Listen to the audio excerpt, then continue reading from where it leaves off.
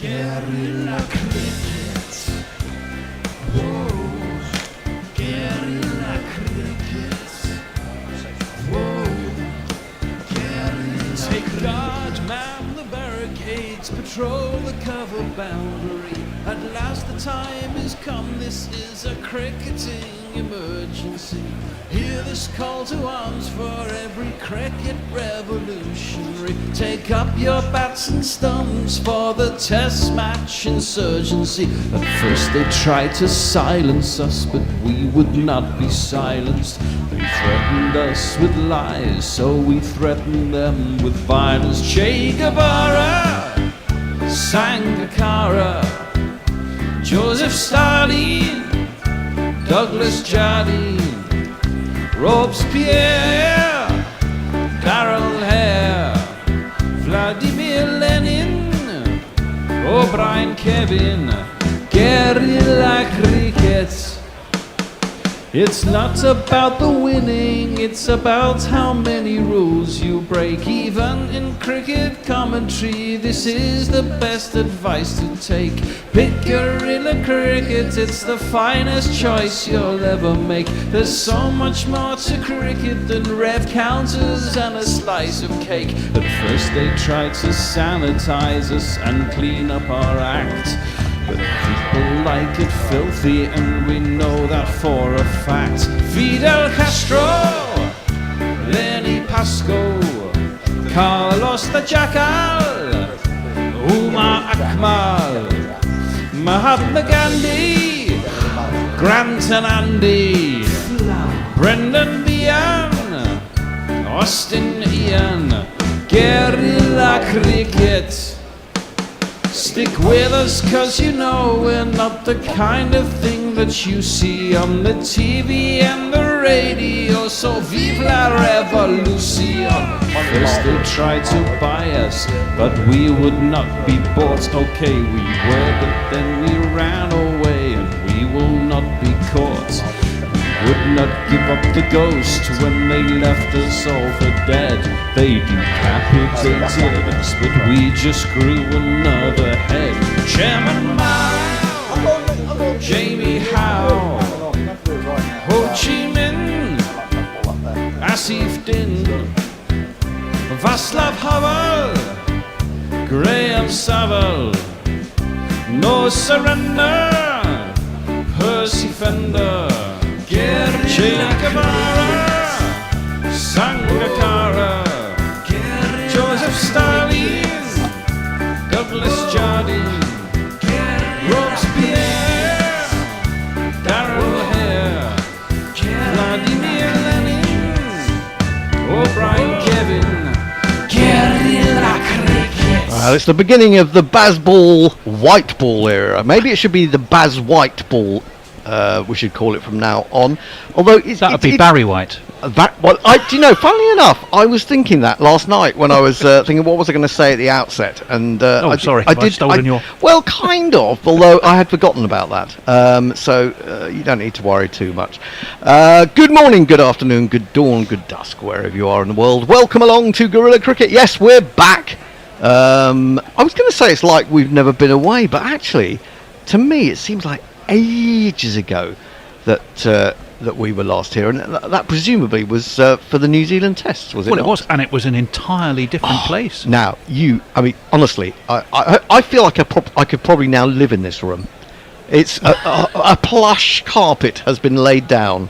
All the cables have been cleared up. They're not all over the floor. There's not old pizza boxes lying around. There's no cups and other sort of... Definitely gone full Rick Wakeman with your keyboards over Are you here. in the right Look place? at that. Are we in the right place? You do wonder. You do wonder. I mean, if I'd walked in here on my own without knowing anything about this, because you're greeted by the carpet as soon as you walk in. Oh, yeah. Smells you too. But I would have been... I would have thought, what's going on here? Well, it's basically the Bears trying to sell this place. But it's so good now. We've got to stay. Anyway, we have got 5 meaningless T20s.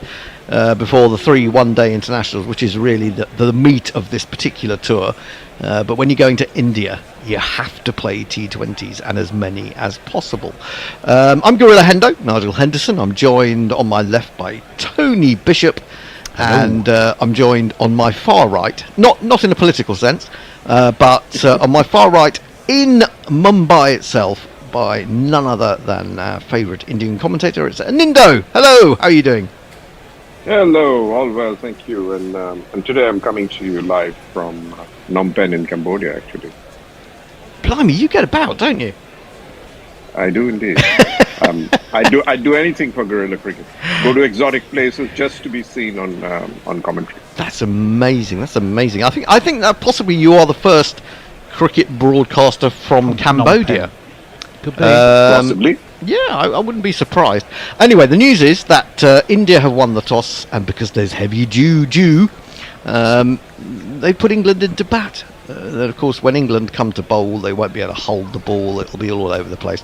So England really need to get some runs on the board here. We're in Eden Gardens. I was saying to Tony in the green room, it's in Calcutta, isn't it? Or Kolkata. And he said, I thought it was at Eden Gardens, which is a bit like, thank you for that. As I pointed it out to him, it's a bit like saying, we're in Leeds, aren't we? Where's Headingley? Anyway, we've sorted him out.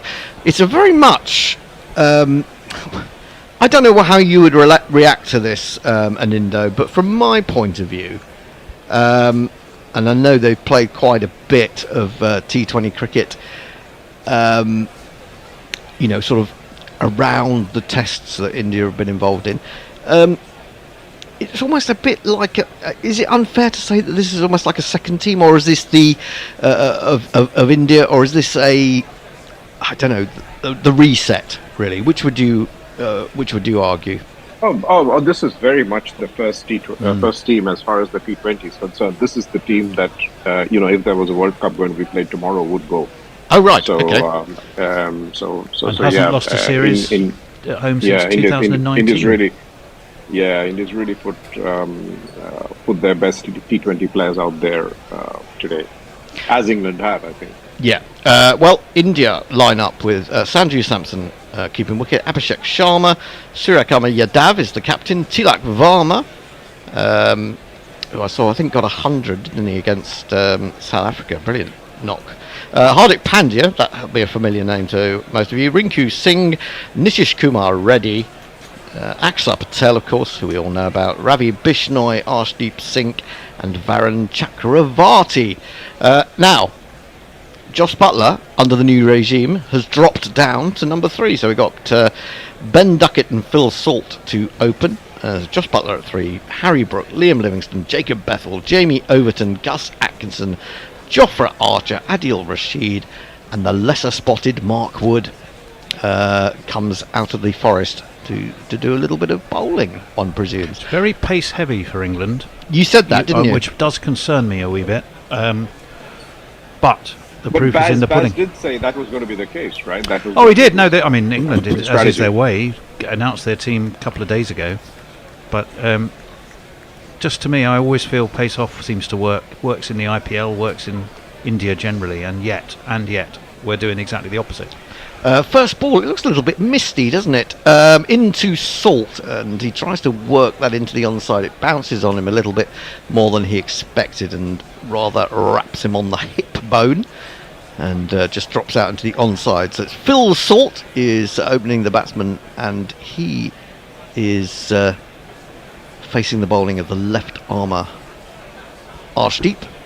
If you look at the figures, sorry, after you, Anindya.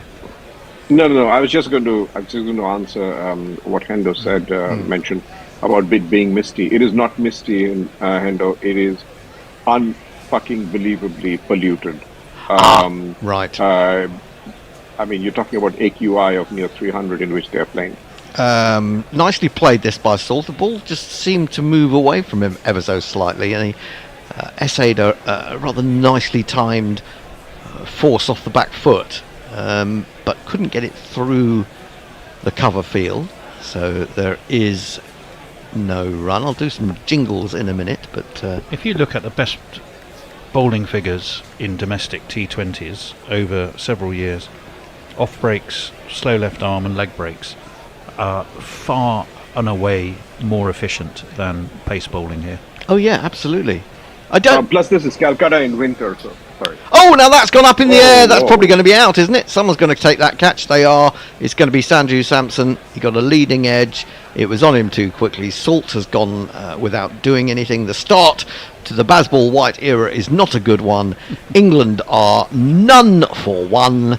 And, well, I don't even get the chance to jingle up Phil Salt. I just have to say this. The crowd says, the crowd says, the crowd says you're out. Well, we talk about pace, pace off, but that was pace on, wasn't it? And that was on him quite quickly. And he got the bounce wrong the first time. He got the bounce wrong the second time. Yep. Well, he's gone, and that's a massive blow. I mean, Salt can really harm you early on, especially if you're a slug. I think the problem is you've been batting with pepper too much in the Dubai T20 or the UAE T20. Now, are you on? I am. I'm just logging in. Bear with me for a Well, moment. I'll say who's joined us, shall I? Suter Who says greeted by the carpet. Stephen Kelt says it's become sentient due to pizza crumbs. It's a very polite and friendly carpet. Matthew Cohen says, hello gorillas, given the state of the world I'm particularly glad you're back today. Yeah, the world's not great. Oh, here we go, Josh Butler. He's not opening, but he might as well have been. Kieran Roseblade. For some reason I want to call him Nosebleed. Delighted to have you guys back. Not listening live today, I'm skiing in Poland instead. Tough life. Hello Anindo says, I think that's Leah. Tony. Hello, and Leah. Tony and Doc. Yeah, who's Doc? Please be careful. I've heard some Libyans are looking for you. You must be Doc, because I'm Tony and an Indo's an Indo. That by a process of elimination, that's got to be you. You just got promoted. Doc who? Do I look like what's up, Doc? Either you got promoted or the NHS is unavailable. I feel sorry for anyone who actually has to have me administering medical help to them. It's pollution rather than mist. Hendo says messages rated by AccuWeather as very unhealthy. And Brian in Brisbane says, has GC Towers gone all back to the future? Steve, he's getting a bit of swing there. By Jove. It comes off an outside edge, a thick outside edge. Actually, it wasn't a genuine edge. Poor fielding. There was poor fielding there at back point. They're going to get through for 2 runs. So Joss Butler is underway. Maybe I should jingle him on the basis that when I didn't jingle Salt, he got out. Let's just do a bit of Butler. Prior ain't no loss, 'cause we found someone Sutler. Okay, he can't spell Joss, but he also can't spell Butler. Joss Butler. Just because he's Joss Butler. 1 S and 2 T's, Joss Butler. He's got to slip in. And he plays and misses at that one outside the off stump. It was a strange shot. It was almost in slow motion, as if he just got drawn into the shot and didn't really commit to it. Odd one, but anyway, it's gone through to the keeper. There is no He's run. lucky he missed that. He would definitely have edged it. Yes. Harshdeep Singh's got a very good average. I mean, I know averages don't mean that much necessarily in T20s, although I think they should do, because taking wickets is kind of a way of stopping runs, isn't it? Exactly. He's a pretty incredible bowler, especially in the death overs. But he's really started bowling well at the start as well. He's very fluent, isn't he? He's in bowls, and that one rises again onto the leg stump. Again, takes the batsman on the thigh pad, but they will get a leg bye on this occasion. Butler will keep the strike. The first over is completed. England are 3 for 1. Tony. Well, Stephen Kelk has just said doomed. Possibly a bit early for that, but it wasn't the greatest of starts. Leah is confirming, yes, it's Back to the Future, a Back to the Future reference owing to your hair, Andy. Well, I am looking for a job, so maybe I could get a job in the musical Back to the Future that's on. Oh, I'm told is very good. That would be good. Ben McCormack. Afternoon all, terrific start from England as per usual. Well, yes, not ideal, was it? Let me leap over onto blue sky. Haven't seen you leap before, Blue. Tony. Oh, well, you just haven't lived. No, I haven't, it's true. Farong, Team Tata elect to field, which means the lad will be facing the music soon rather than shortly. Yes, he will. And he is because he hasn't faced anything yet, but he's there for you. Is the great Colossus. That is the giant 5'8" Ben Duckett. Right, opening the bowling, this man. And in breaking news, Hardik Pandya. Onto the front foot comes Butler. Good length delivery, really. Push straight to extra cover, and there is no run. GPL is open, worth a mention. Oh, 39 quid in the GPL. So, how long do people get? First 45 minutes. 45 minutes. 40, 45? 40, definitely 45. 45. Definitely 45. So you have it until, 2:15 GMT, which adapt to wherever you may be on the globe, and enter. Guess how many runs have we scored in the day? Hardik in. Down the wicket comes Butler. I'm not sure he timed that incredibly well, but there was enough muscle in it to take it straight past mid-on and all the way to the boundary for the first one of these. Now my innings going great guns. I hit the ball, 4 runs. I hit the ball and it went for 4 runs. Boom, boom. Incidentally, while I'm on air, is there anyone out there a pensions advisor? Lord. Anyone amongst our fan base is a very, very good pensions advisor? Can you send me your email? Anyway, 7 for 1. Hardik is in again. He's got a slip. This one is a better ball. It's just outside the off stump. It's good length and it's defended with some respect by Joss Butler, who has moved on to 6. Duckett yet to face, yet to score. Difficult to score when you're not facing. Sorry. You were asking Hendo about whether this is India's reserve team or top team, and I think it's the top team. But also, what I find interesting is Surya Kumar Yadav is clearly the new designated captain, and he's now captained I think about 17 T20 Is, and he's won 14 of them. So, wow! So he's doing rather well. Very good. Shows the strength and depth, doesn't it? Hardik in. Oh, now that swung. He threw it up outside off stump. Kind of looped into Butler, whose eyes lit up. He saw, that's a big booming drive. And it was a big booming drive. Unfortunately, it boomed straight to extra cover, and there is no run. It was a bit too low and far from him, I think. I wonder whether he got it a bit low on the bat, actually. Although these days, getting it low on the bat isn't what it was. You just need to get it on the bat. Well, yeah, pretty much. I was watching the end of one of the South Africa T20s the other day, and David Miller finished it off with a 6 over cow. Hardik in, bowls driven off an outside edge, up in the air, but it's going to go for 4, isn't it? It is. It didn't really deserve 4 because I don't think he was in total control of that, but 4 it is. It's a small boundary. It's very small boundary there, yeah. A backward point. Yeah, I watched David Miller and they were saying, what a great shot. And then I watched it in slow motion and it came right off the toe of the bat. And I thought, how can you hit the ball that far off the toe of the bat? Well, of course, you couldn't do it 15, 20 years ago. It's just the lower middles. No, it's ridiculous, really. And the amount of wood that's in bats. Backward point comes quite fine.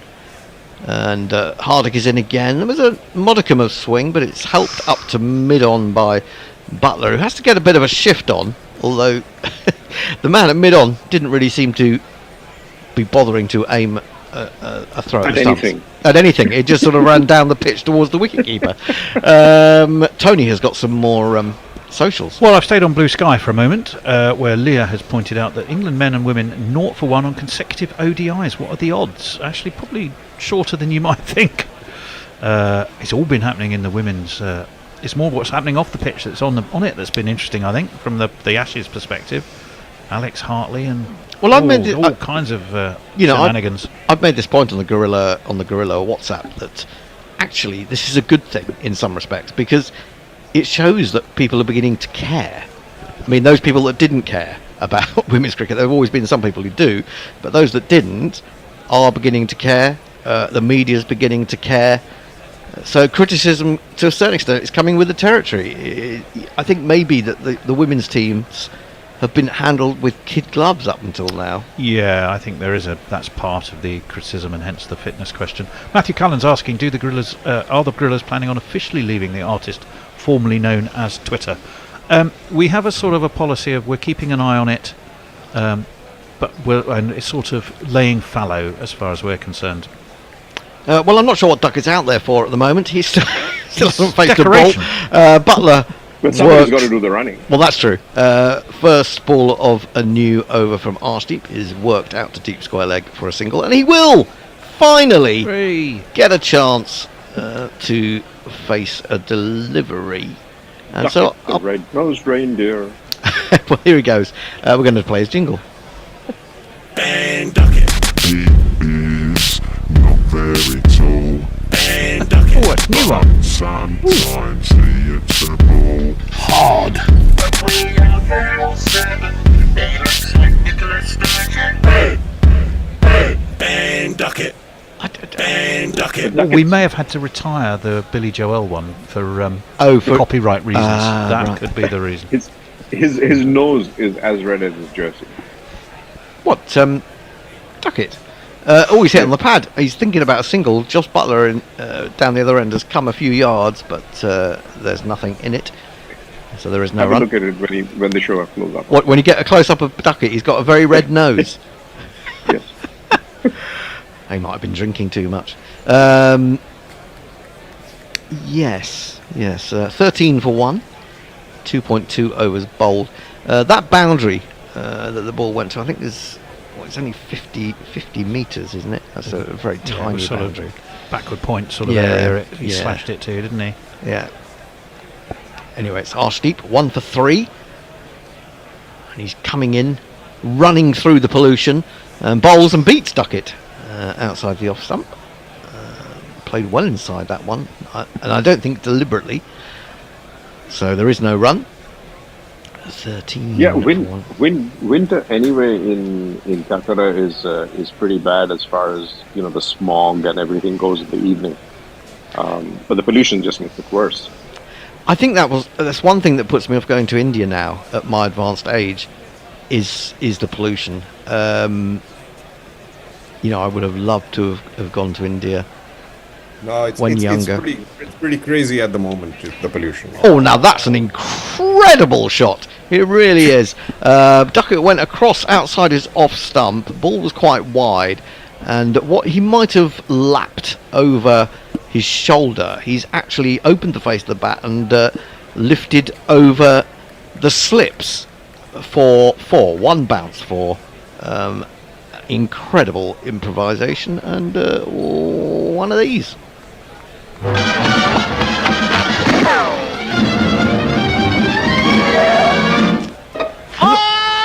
I'm not sure how you play that shot before you've got any runs on the board. Well, I think the Indians seem to rather enjoy it. They did, the even expression on their faces. He's in again, bowls. Oh, that's not such a good shot, and he could be in trouble here. He's going to be caught, and that's a really good catch because that's running back over his shoulder. And England are making a bit of a mess of this, to be honest. So Duckett goes for 4 from 4. It was brief and moderately entertaining, and England are 17 for 2. Who was that taking the catch? Rinku Singh. Rinku Singh. Brilliant catch. And there were 2 guys. Hardik was going as well. I didn't think he was going to get there, to be honest, but he just stuck out his hands. The ball plopped in. Running backwards and looking over your shoulder is never easy. This is where he plays his IPO. Those are the most difficult catches, unquestionably. They really are. You have to get your positioning absolutely right, and you have to keep an awareness of where the ball is likely to come down. So 17 for 2. What do we make of that? Tony, you've got some socials. I do have some socials for you. Mr. AJ Chewy, which is a fabulous name, says not the best time to play India after 3-1 loss to Australia. They'll like to get back to winning ways. Pirate Badshah, haha, says Duckett might not be a Colossus, however I have it on good authority that the Colossus of Rhodes was a decent batter. Okay, presumably because he always batted on Rhodes. AJ Chewy says The test in the Women's Ashes will be at the MCG. I hope they get good crowds. Yes, we all hope that they see it as a big event in its own right and not worry about the silly scoring system for the other games. Not that you can defend England, who were generally hammered. Leah, yeah, remember everyone, I'm going to be covering the T20 tomorrow, so okay. Daz Reynolds says, who would you throw the ball to when England bowled the first over? Jofra Archer? Yeah. Possibly. I would say Jofra Archer and probably Atkinson. I'm not sure that you open with Mark Wood when the ball is really new. No, I go along with that. Arshdeep then to the new batsman. He's in, he comes down the wicket, he plays at that one and misses, and through it goes to the keeper. Now I'm just going to move this particular... Oh no, I've got the wrong one. I'm trying to move Harry Brook from the cart, and I've somehow put Shamar Brook into the cart instead. But I've done it, and I'm a technical genius, and this is the jingle. Harry Brook is the future. Unless he bats away Simon Carrigan bowls.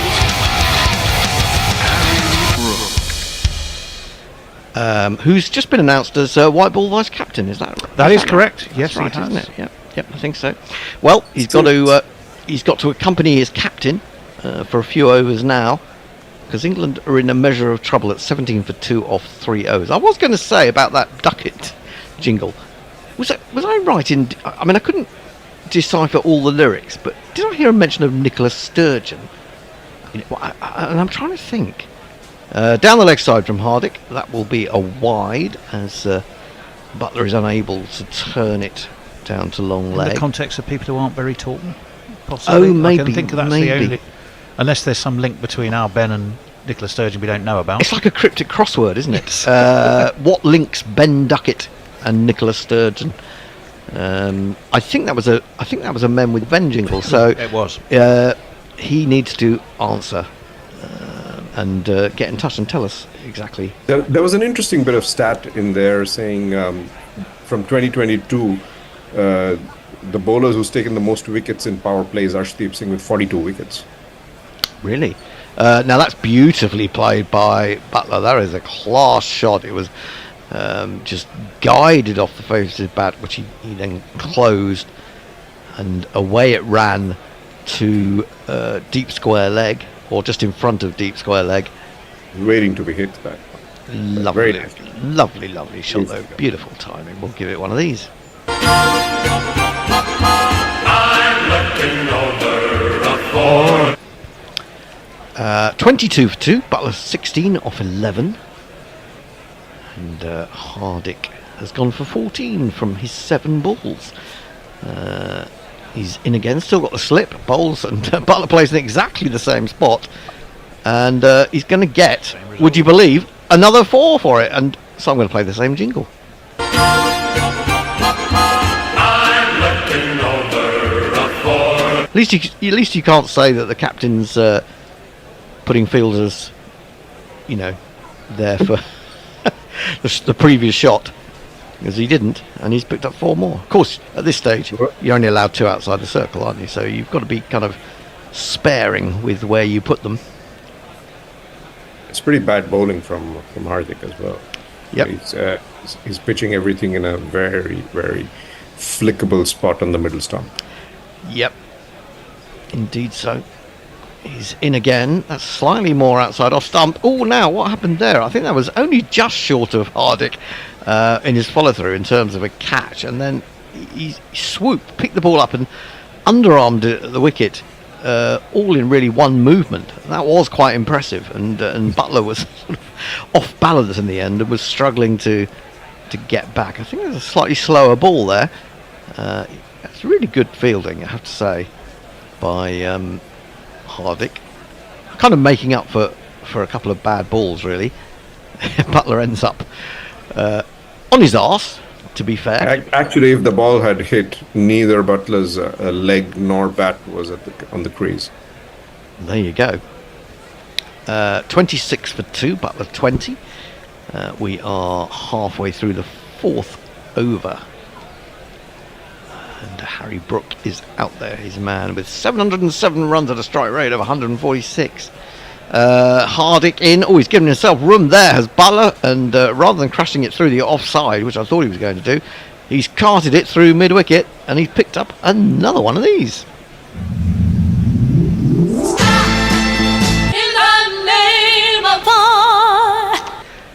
So everything is coming quite nicely to Butler. Maybe freed of the fact that he's not opening, although he did come in after the third ball.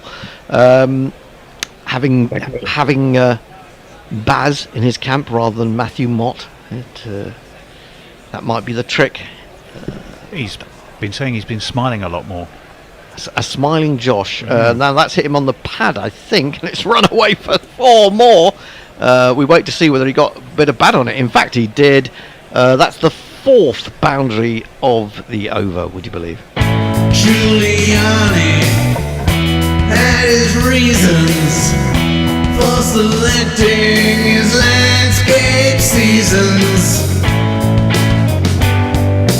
There were 4.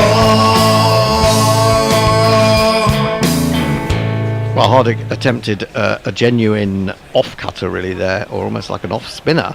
But his direction was all wrong, and it was a subtle manoeuvre by Butler.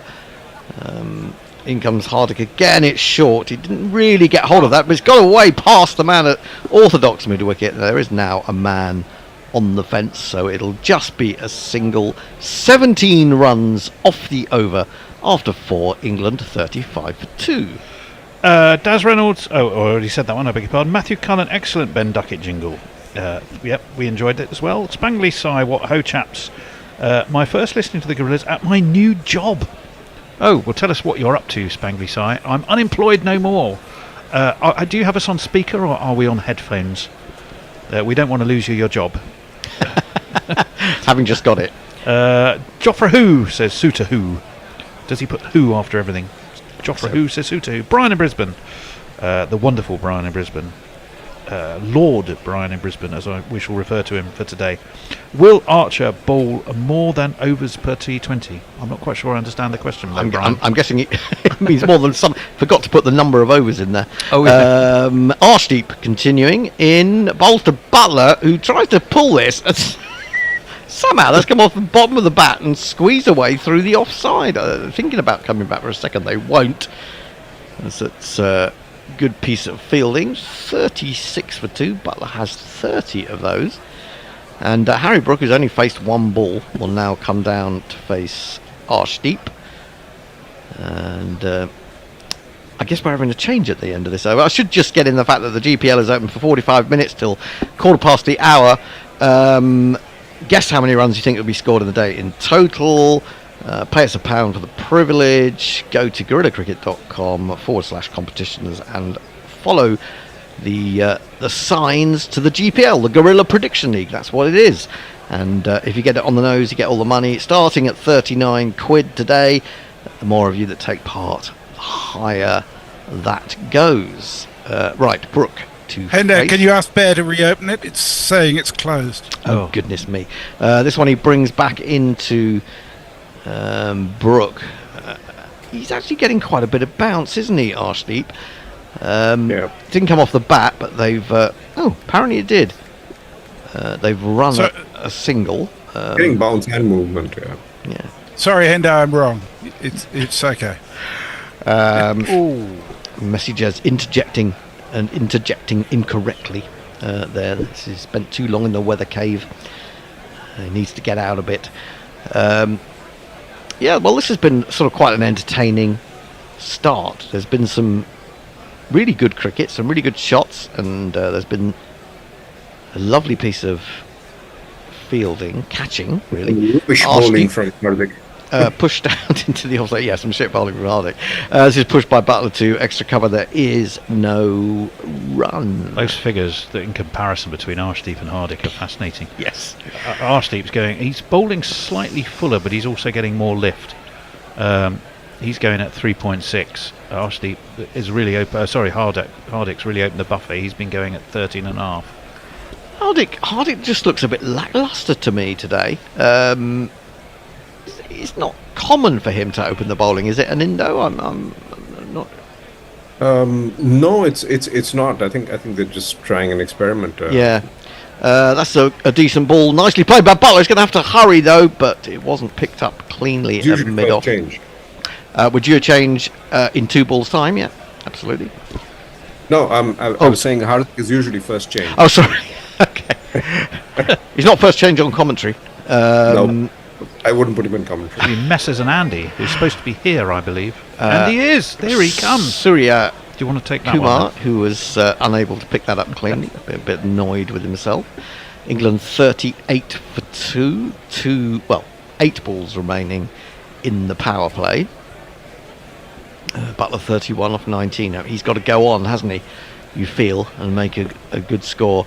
In comes Arshdeep, bowling to Brook. Brook looks as if he's going to pull that, and then pulls out of the shot. And through it goes to Sanju Samson. Brook looked a bit like Steve Smith on that shot. Oh, Lord. Oh, God. Good Lord. There are too many people playing like Steve Smith. Too many people doing the Steve Smith leave. I don't like the Steve Smith leave. It's not as bad as the Labuschagne leave with the the Labuschagne leave is sort of samurai. It's kind of based on the Steve Smith. Steve Smith leave, yeah, exactly. Yeah, and he's kind of everything Labuschagne does is based on. He's embellished it. He's embellished it, absolutely. Yeah. Arshdeep in, final ball of the over, down the wicket comes Brook, aims a horrible swipe and smear at that one, misses it. And was there an appeal for a catch behind there? I think there was, and the DRS timer is going down. Are they going to ask for a review? No, I don't think they sailed, have. I think. Although they're all coming together, I think they have. I think they must have asked for a review because everyone's stopped. It is indeed an India because Sanju Samson was asking for the review as well. Let's play a jingle. That was definitely out. Was that definitely out? I don't know. I could have toe-ended that one. Could definitely have got a tiny bit of wood on it. But we won't know until we see hotspot or whatever you want to call it these days. No. Oh, there's a big... There's quite a big gap between... When you see it front on, there's quite a big gap between bat and ball. And Ultra Edge is saying nothing. So India lose a review. And England remain 38 for 2. That was the final ball of the over. In fact, 5 have gone. Tony will bring you up to date with some socials. And Andy's coming in to take over. I can do that, although I might let Messers pick up because I know he'll be fully in tune on social media ahead of me, probably. Well, where did you get to, Tony? Now you're asking me, aren't you? I was hoping that was the question I was hoping you weren't going to ask me. Well, did you get Brown in Brisbane asking, will Archer bowl more than 2 overs per T20? That was the last one. Okay, there is a subsequent one that I don't understand from AJ Chui, so I'm going to refrain from reading something I don't understand. Okay. Chakravarti's going to come on to bowl. It's interesting. Yes, he is. And it's been flicked first ball to backward square. And I don't think they'll take a run. It just got there too quick. 38 for 2. Remember, India won the toss. They put England in. They wanted to have a bowl first. They want to give themselves the chance to bat when the ball's got a bit of dew on it. It's slippier. It's tough to control. In comes Chakravarti. In he wheels. Gets a little bit of turn into the right-handed Butler, who flicks it away towards short mid-wicket, and they'll jog an easy single. 39 for 2. 2 wickets gone. None for 1 they were. Phil Salt trying to pull top-edged, and Sanju Samson had an age to wait for it just to plop into his gloves. So, looks like a strong England team to me. India may be trying out some of their options. Well, it's a very strong side, and according to an Indo, this would be their first pick for T20s. They've just come off the back of wins in South Africa, Bangladesh and Sri Lanka, haven't they? They've had a very good year in T20. Bear, whatever you've done, I can't hear myself anymore at all. Gone. I'm talking to myself. We can hear you, Tony. Okay, now I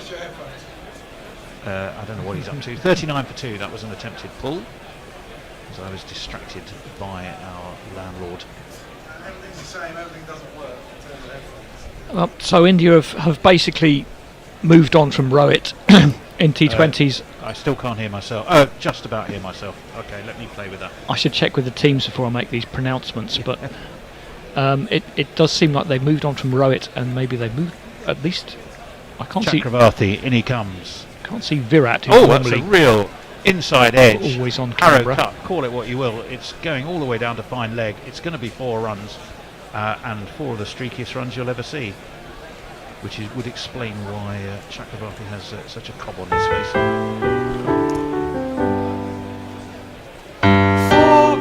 Yep, no Rohit, no Virat. I'm not sure how permanent those changes are in T20s. I think Rohit probably is. Virat. No, I don't think so. I think Virat said that's it. I'm done in T20s. Okay. And yep. I'm pretty sure Rohit has as well. 43 for 2. Harry Brooks going to face Chakravarti. He tosses it up fairly full. Middle stump flicked down to mid-on. But that's very much the way in Indian cricket, isn't it? Virat says when Virat's done, no one else. Well, yes, and don't forget he didn't have the most inspiring tour of Australia. That again is quite full, flicked down to mid-wicket again. Although I think was that a replay? Yes, it was. Just commentated. 44 for 2. Anyway, is where England have got to. 7.5 is the run rate. I'm fine now. Yeah, I had to juggle and toggle the connection.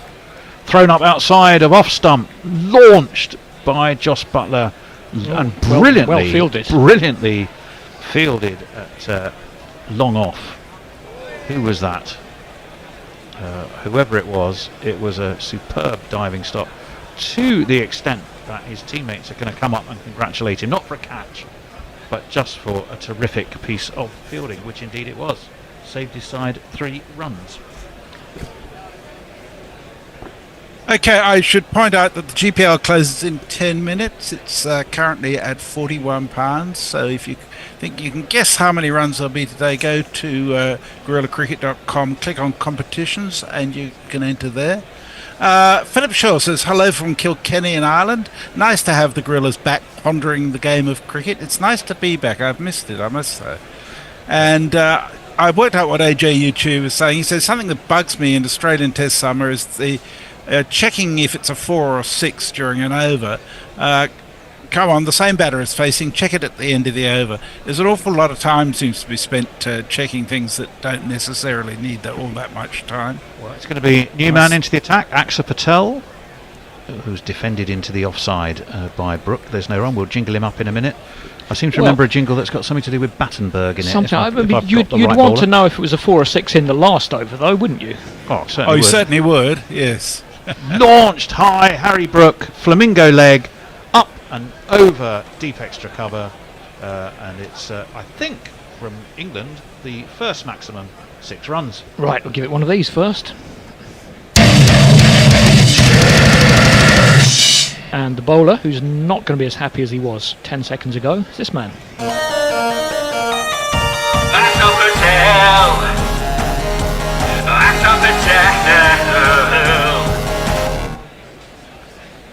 Oh, it is a different. We've got all different jingles. I don't know about all, but there might have been a bit of refreshment. There has definitely been some refreshment.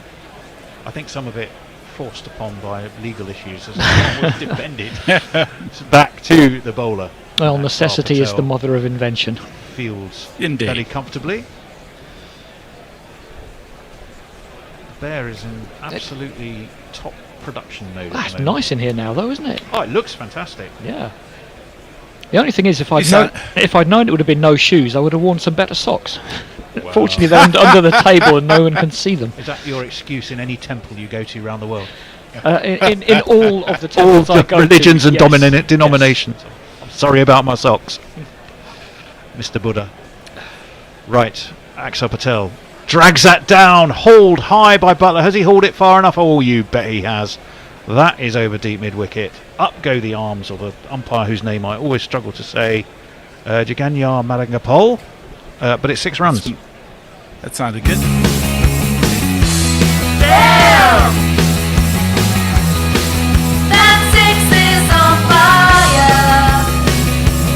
Yeah, it does look like the ball's coming on quite nicely, and I think if you, in Aksar's position, if you get your line wrong and the batsman knows he has a bit of a free swing, you could be going the distance. Well, and I have a real question for you about the makeup of the sides in a minute, Andy. I'll wait for this ball as in rolls Aksar Patel. Just wide of off stump, but Butler can step back and slide it. Doesn't quite pierce the gap between deep extra cover and long off, and Arshdeep Singh, and I think was that Bishnoi, those down there. Yeah, Tilak, I think. Tilak, who's showing some Jadeja-esque hair, or a younger Jadeja anyway. Oh wow! Well, I mean, if they go to the same hairdresser, then it'll be immaculate. There's no doubt. Anyway, I'm sorry. Well, after Messi, and then I'll ask you my question. Super chat jingle alert, please. Oh, great. Brian in Brisbane sent us $2 Australian. Says, "Hi all, Bear has the delivery code vegan stuff too." There you go. Oh, lovely. You're a bloody legend, Brian. You really are. Oh, I hate Cricinfo so much. This is the game, but it's not the game. Is it? Whatever that may mean. What are you looking for? Teams. Oh. Playing 11, it says. Well, not on here, it doesn't. It will do. You just need to go to... I'll show you where to go to. I'll ask you my question, though. After this, Chakravarti's going to be in. Oh, it's edge. There's no slip, and it just drops short of a kind of a man at, well, I suppose a very short third. And there's no run. My question for you is the makeup of the teams is very different. England have gone all out on pace. You've got Wood, you've got Archer, you've got Atkinson. Yep. And you've got Overton. You've only gone one spinner.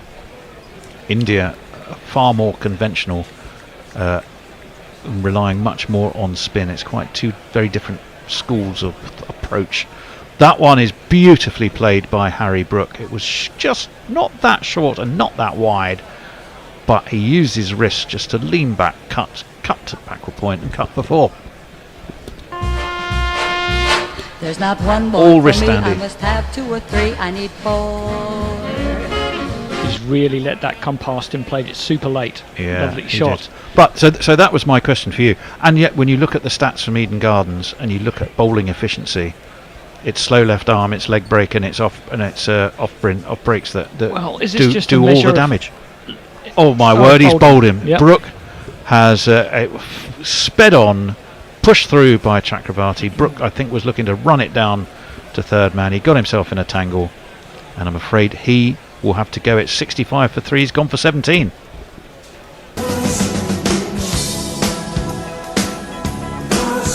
Oh, well, that was actually an inside edge onto pad, onto leg stump, because he'd stepped back that far. Yeah. It was well bowled, though. Well, it's Chakravarti's stock ball, really. It just comes in a little bit, and Brook won't be too pleased with that one. We are, of course, out the power play.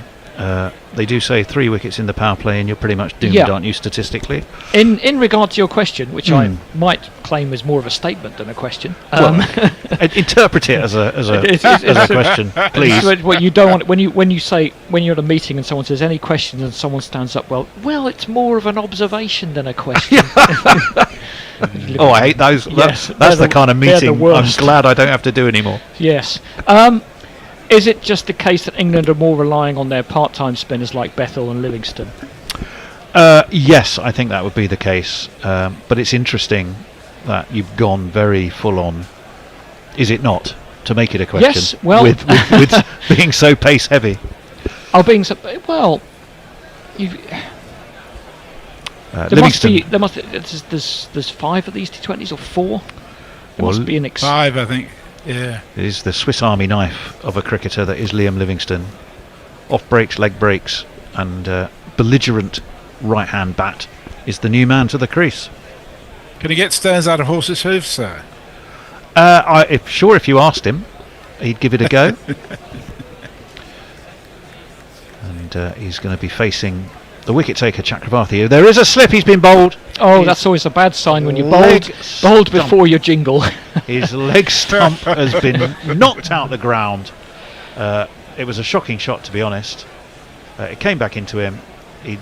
trying to do actually what very similar to Harry Brooks. Yes, very similar mistakes, same result. He saw what happened from the pavilion or the TV or whatever they're watching, and that's gone through a gate a mile wide. Not the best look for a man whose career had a big resurgence last year, but he's still not getting any younger, as none of us are.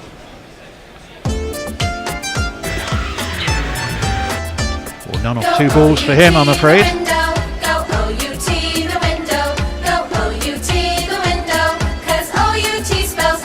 Now, I was going to say I'll get this jingle in before Jacob Bethel gets out, but his jingle's a minute 48, so I'll do the start.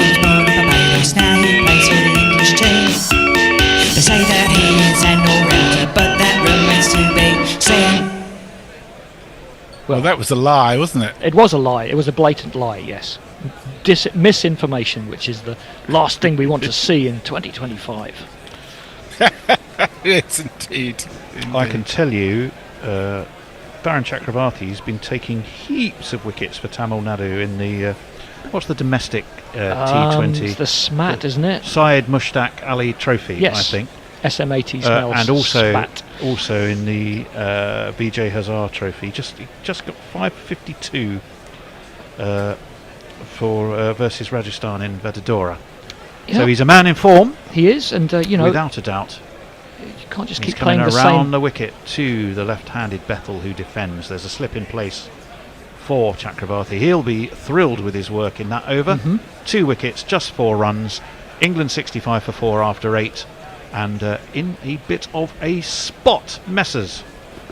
Very quiet on YouTube. Lucky6 wants to know how much is the 40 quid in the GPL in Trump coin. Well, I think it's equal to about 4 millennia hats.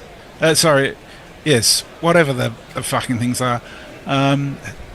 Trump coin, I'd have to go and look now. It's a bit volatile. Yes, a little. Yes, depends who's said what to whom in the Oval Office. It's crazy stuff. Well, it's going to be that's Ravi all we've Bishnoi. got going at the moment. It is Ravi Bishnoi, RM Bishnoi, Here he into the attack. Let's is jingle he? him. Is he? He should I can't be. find him. The bear was diligently loading up the jingle cart Well, earlier. unless I've got a massive blind spot, I cannot find Ravi Bishnoi. And he's been flicked, but he's been flicked straight down to Hardik Pandya, who's at long on. And there is no run. Well, now I can pull up the teams. I can see your point. Yes, England with Overton, Atkinson, Archer and Wood. Although Overton is not still playing as a batsman, is he? Well, he's done all right. He's done okay in the Big Bash. No, Yeah, but the Big even Bash is so, pretty mediocre. Even so, he's got to be bowling by now. I mean, that was just, surely. I didn't like it to start with, but now look at the Indian team. Yes, Archdeep, Nitish Kumar Reddy, Hardik.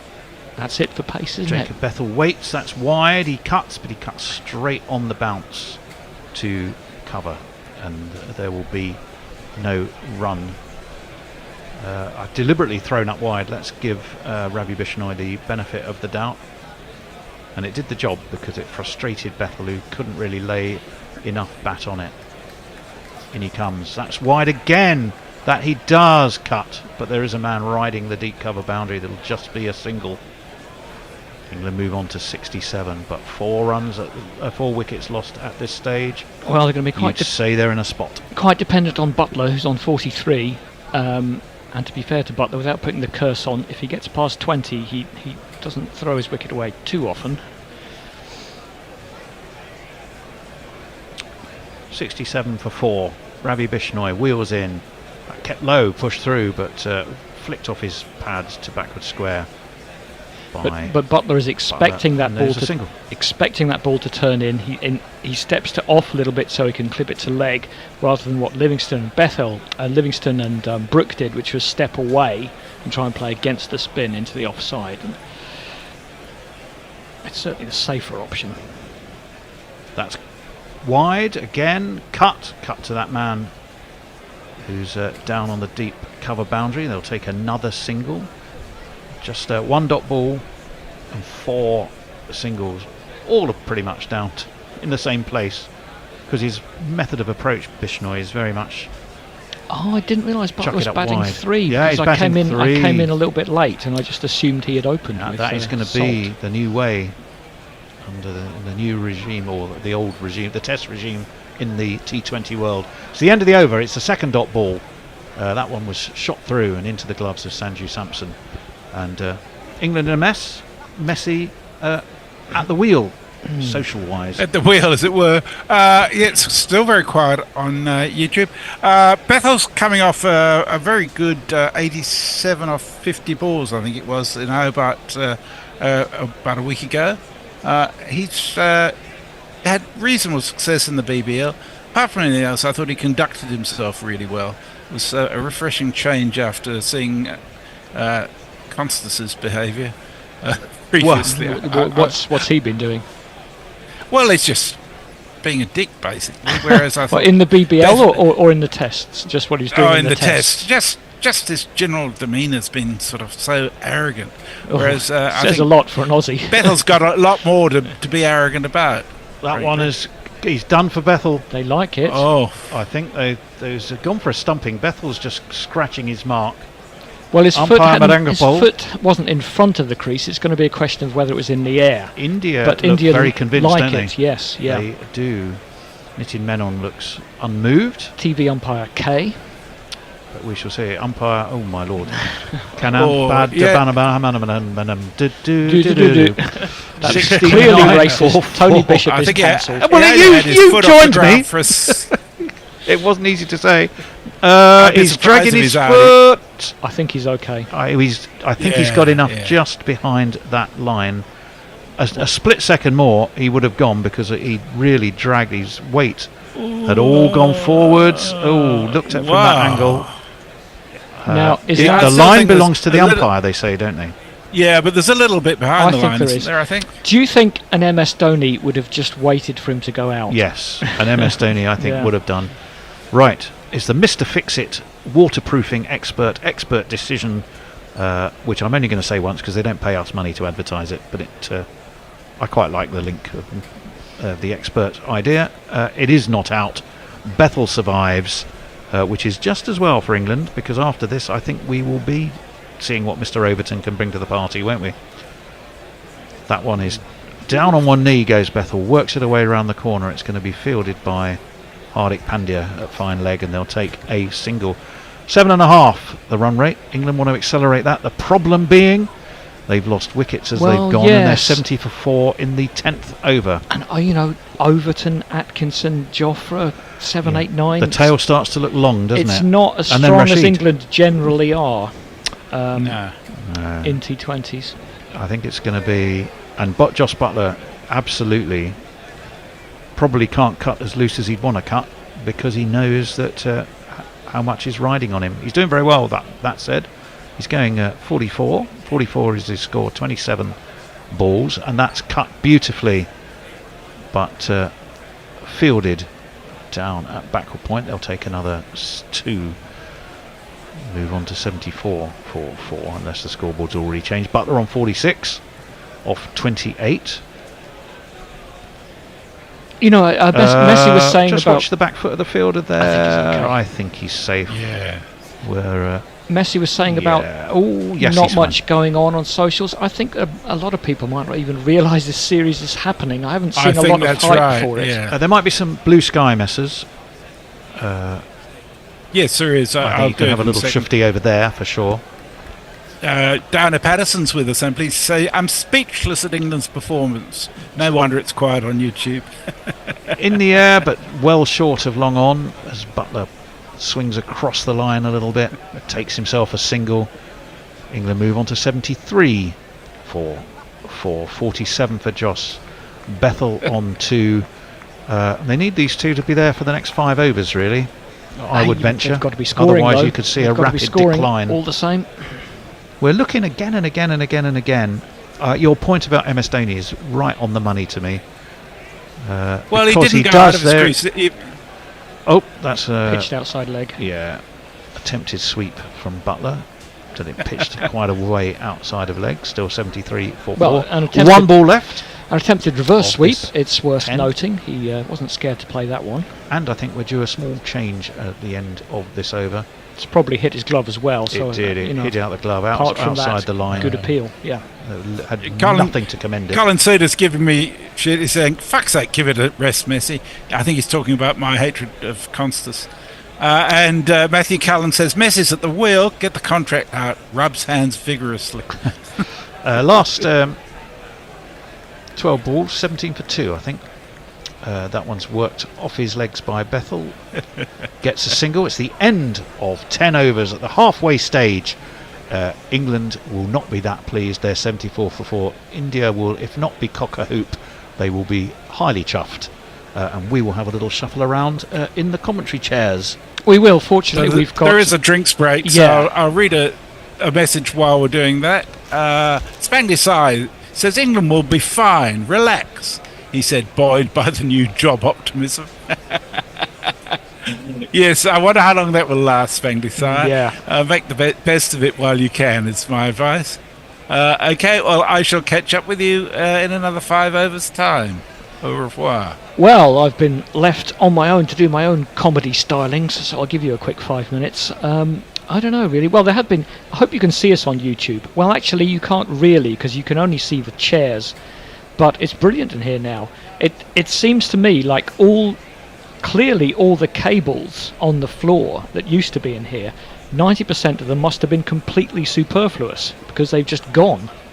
And it's a nice carpet down and always looking rosy in Gorilla Towers. But there is a reason for that, and that is because the bear is trying to divest himself of this particular property, and that means we're going to have to move, and that means we are going to need money.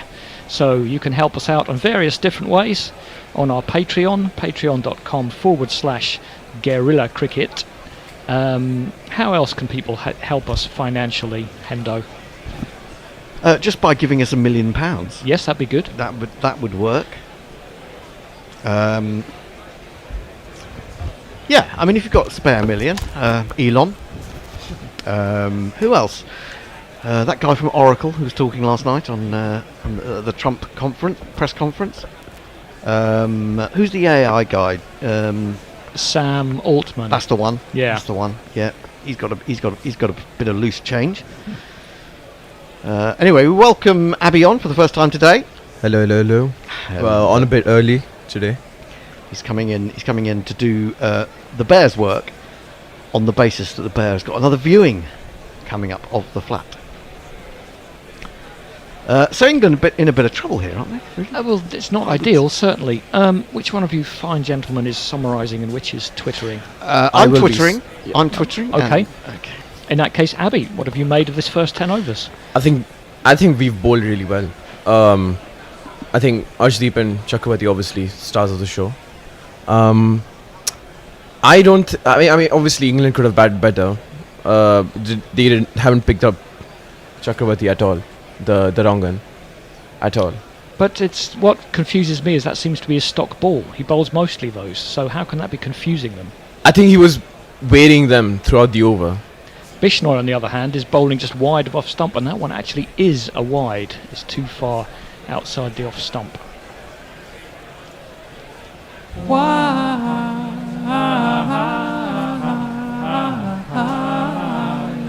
But Bishnoi with a clear plan to the left-handed Bethel to bowl shortish but well outside off stump and just kind of settle for one out to deep point.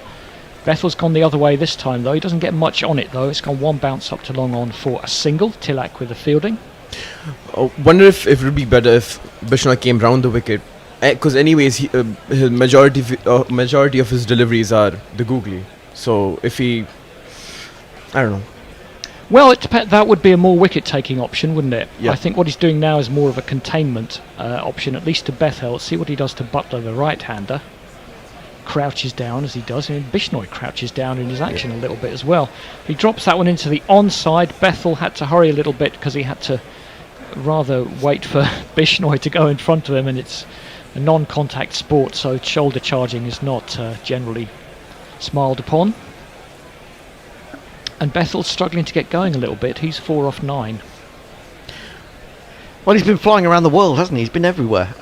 Where's he been most recently? Australia, BBL, yeah. Joe Root's tearing it up in South Africa. Same again, it's short and wide. Bethel hits it down into the ground, but such a poor contact that they're able to take a run before it rolled out to point. I mean, if he does, connect one, I think that's 4 because... I think he's got to try and hit that over cover. Yep. Yes. Yep. Over point cover that region. Because, again, the field's gone back out for Butler. Back out on the leg side for Butler, yeah. Here comes Bishnoi. Short-ish, and Butler just pops it into the offside. It's gone straight to cover, and there'll be no run there. 78 for 4 in the 11th over, the first of 4 T20 internationals. Then we're going to have some ODIs. Is it 4 or 5? I thought it was 5. It might be 5. Someone said 4. I blame them. Going to have some. That's going to be a wide down the leg side. He's struggling with his line a little bit, Bishnoi. Brilliant take, though, I have to say. Good take by Samson. Good to see him behind the sticks for India. I think he's never quite got the run he deserves, based on his IPL form over several years. I think that has changed, though.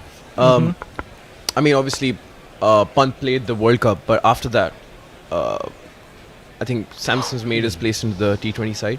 And you can hear Hendo's groan there as Butler played a huge hoik and got a bottom edge to short fine leg for no reward.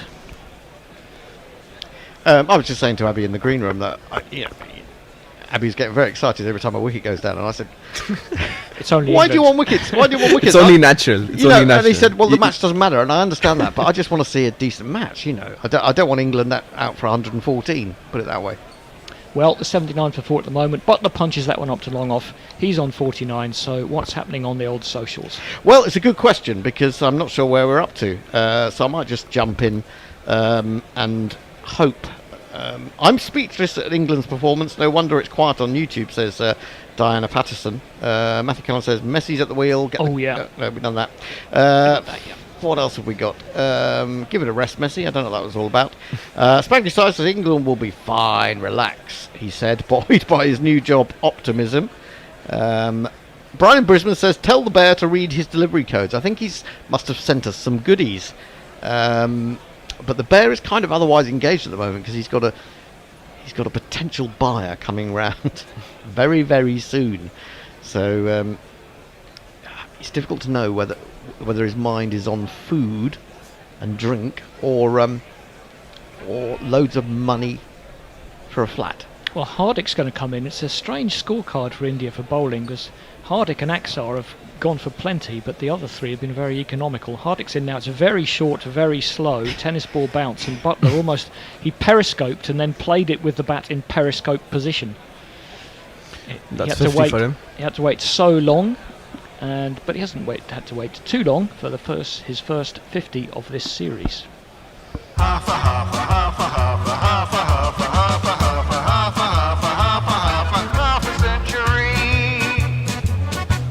Indian fans celebrate that by holding up a sign saying, "I miss you, Virat."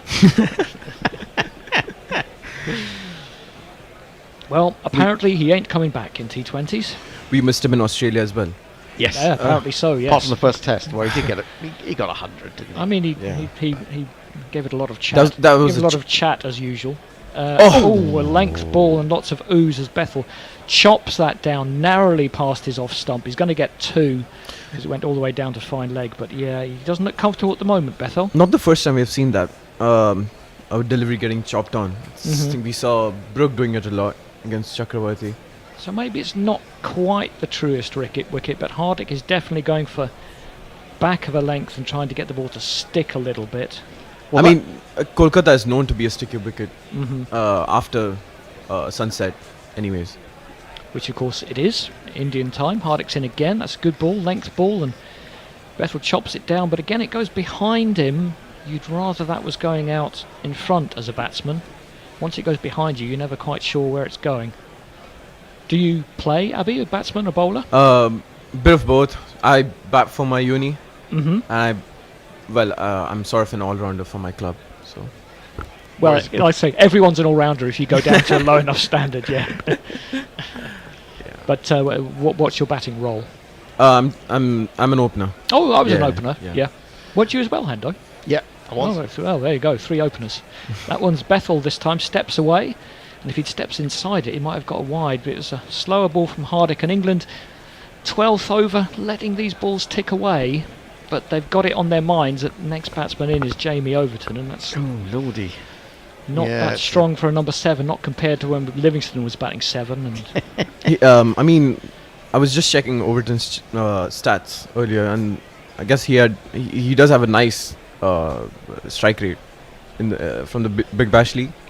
They seem to fancy him as a batsman a little bit. There's a bizarre spell last year when he was playing as a specialist batsman, coming in 8. I still don't understand that. Hardick pulled, he's got hold of that one, Bethel, but he's gone straight to the fielder, and that's a typical innings that's happened to us all. You scratch, scratch, scratch, finally you catch one cleanly, and it goes straight down a fielder's throat. So not Bethel's best day, but he's going to have 3 more games in this series. 4. Or at least. Oh, still on 4, yeah.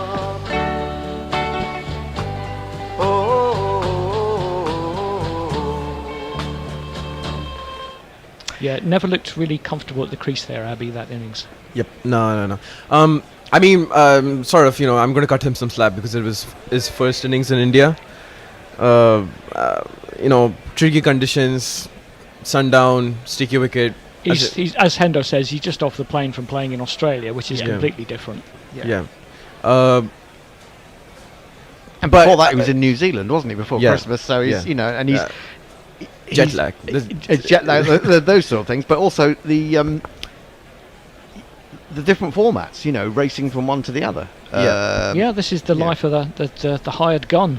Yep, absolutely. We were talking earlier when Tony and me were in the car that it's hard to work out who's playing where at the moment. Oh yeah, you just pick it up on Twitter. There's a tournament in South Africa. There's different series and not too many tests going on at the moment. Hardick is into completely over, much better one for him. So only went for 3 or 4. Overton is off strike with 1, and I'll give him a quick jingle before we go on to socials.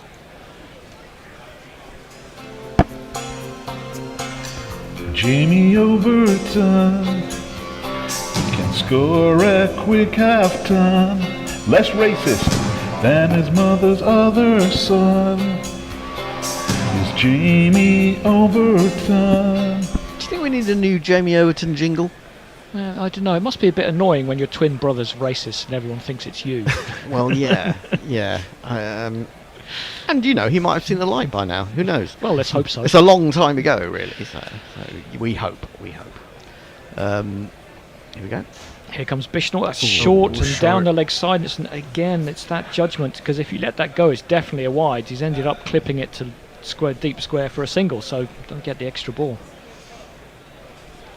He actually timed that pretty well, didn't he? It was one of those you just flick away and suddenly your heart's in the mouth a little bit because you flicked it up more than you thought. Yeah. It was an awkward length as well. Sorry, awkward line. Yes, I mean Bishnell seems to be getting a bit of dip and bounce, but that's a better shot from Butler. But once again, the good shot gets no runs because he smashed it straight at cover, who has managed to field it just about. I'll just say about the Bethel dismissal, you're absolutely right. You haven't middled one, and then when you do, you hit it straight to the fielder. But he's in his sort of fledgling career so far, I thought his placement of those shots has been pretty good, so I'm a bit surprised by that. He's got hold of that one, Butler. It was tossed up outside off stump. He just hit through the line. It was catchable height, but the placement was fine, and that's smashed through for 4. I think Bishnell just should.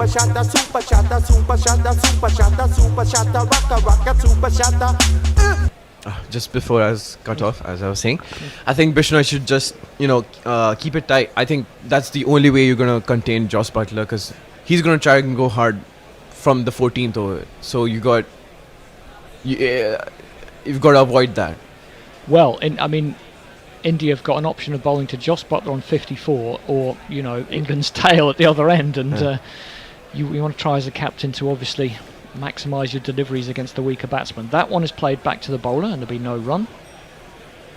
I think Bishnell heard me. Yes, but like I say, he's getting quite awkward dip and bounce, Bishnell, but his line is very variable at the moment. he has been that. He has been like that since the start of his career, though. Yeah, too short that time, and Butler has again found the gap. He's bashed it past cover, and deep point can't get around, and that's 4 more. The number of the day. Who could ask for more? The number of the day is 4. Yeah, as I was saying, Bishno has been like that since the start of his career, though. Even in, I think he played an under-19 World Cup. That sort of got him into the spotlight within the Indian cricketing fraternity. Complete three over. That's played into the leg side for a single. Gone. Yeah, he's always been a skittish bowler. He'll have these days where obviously I think this is one of them where he'll sort of miss his line in length. Well, not so much length, but line. He's been drifting it wide, and obviously he's been pumped down the ground for a couple of 4s now. But yeah, he's always been like this. I quite like his look. Don't you think he looks like a Portuguese footballer playing for Wolves or someone? Well, isn't that all that Wolves have? Yeah. Yes, Portuguese basically, yes. footballers. Let me do some socials. Messi Jez says, if I was looking for a bodyguard, Jamie Overton would be very high on my list. My word, he's a solid lad. Sudahu says, so what you're saying is Bethel just has to continue travelling, and that gives you a pass. No, we can cite ameliorating factors without saying it's a pass. Butler goes back and Axart is back in, dives across, couldn't quite get there with his left hand. It's a single. Matthew Collins says, also, Jamie could be racist, but hides it better. Well, yeah, you can say that about anyone, to be fair. Yes. Pirate Bachelor says, on the subject of franchise competitions, the artist formerly known as the Euro T20 Slam might happen this year under the name of ETPL. Abhishek Bachchan as a part owner. I don't know who Abhishek Bachchan is. Tell me more. Was that the one that was the Euro League that was an incredibly low standard, or is that goodness knows? Overton plays that one out to the offside and there's no run. It's hard to keep track, isn't it? Was it impossible? Was it the one that was going to be in Ireland? I'm not sure. Overton goes high, but he hasn't gone very far. Long off is coming in. He's made up some ground, but he's taken the catch. Good catch by Nitish Kumar Reddy. And Overton showing us again why he doesn't look like an international number 7 to me. And that might be an understatement. Hendo, should I celebrate this? We're not the another one bites the police. dust.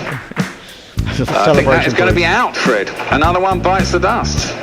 I think you and I, and particularly you, to be fair, Hendo, we're doing this for so long that we don't really get so partisan for England anymore. I mean, maybe when you were first doing this, you probably were more partisan on your commentary, weren't you? Well, it depends on the format and the game itself. I mean, as I said, to me, I think this is a very talented India side, and I want to see them tested, if you see what I mean.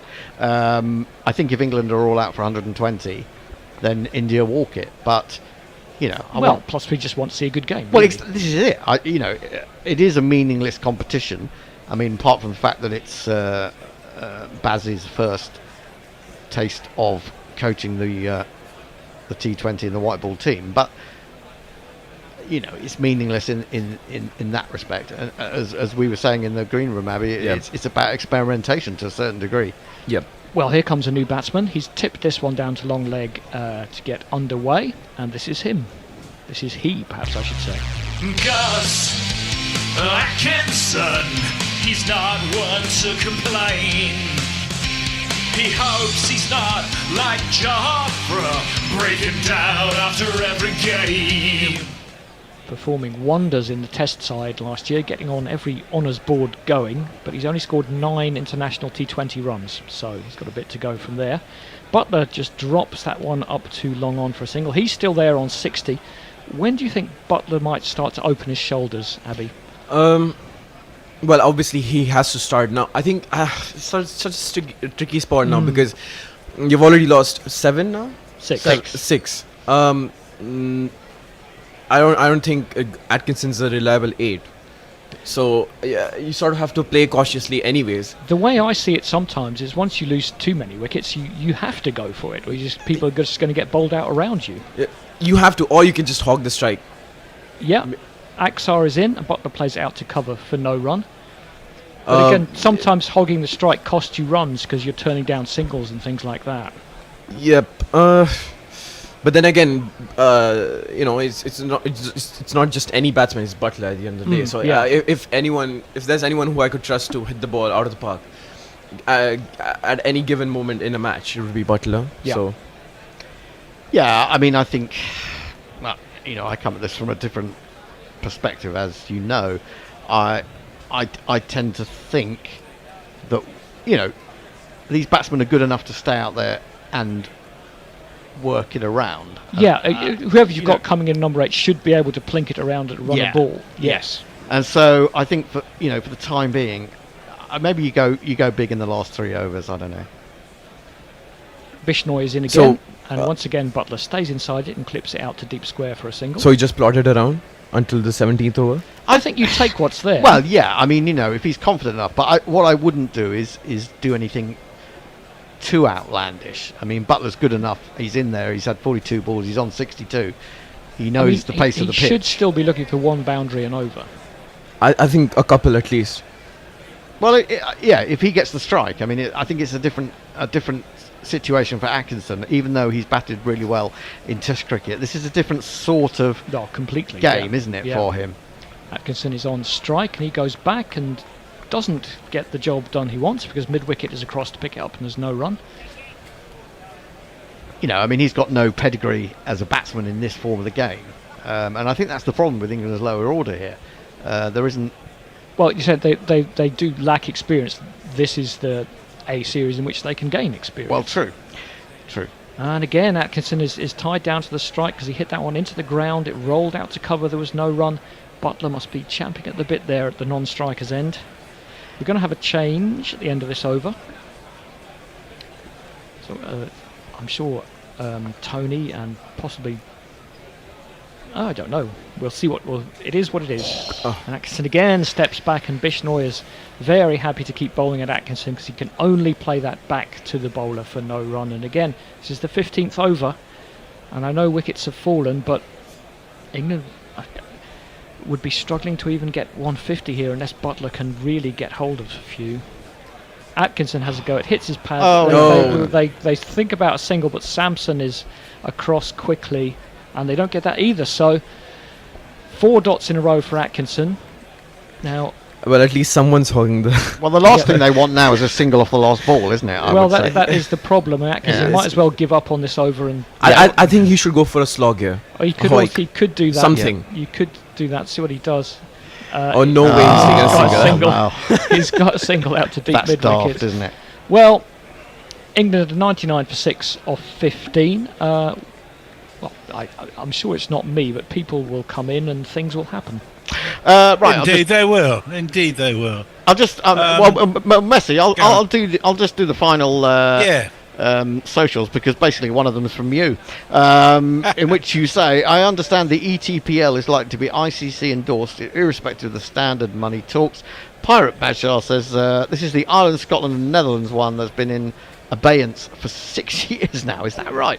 And Bachchan is a Bollywood actor, a famous one. I have to say that I don't really do Bollywood. Where is everybody, says Mr. P. Well, what's happening?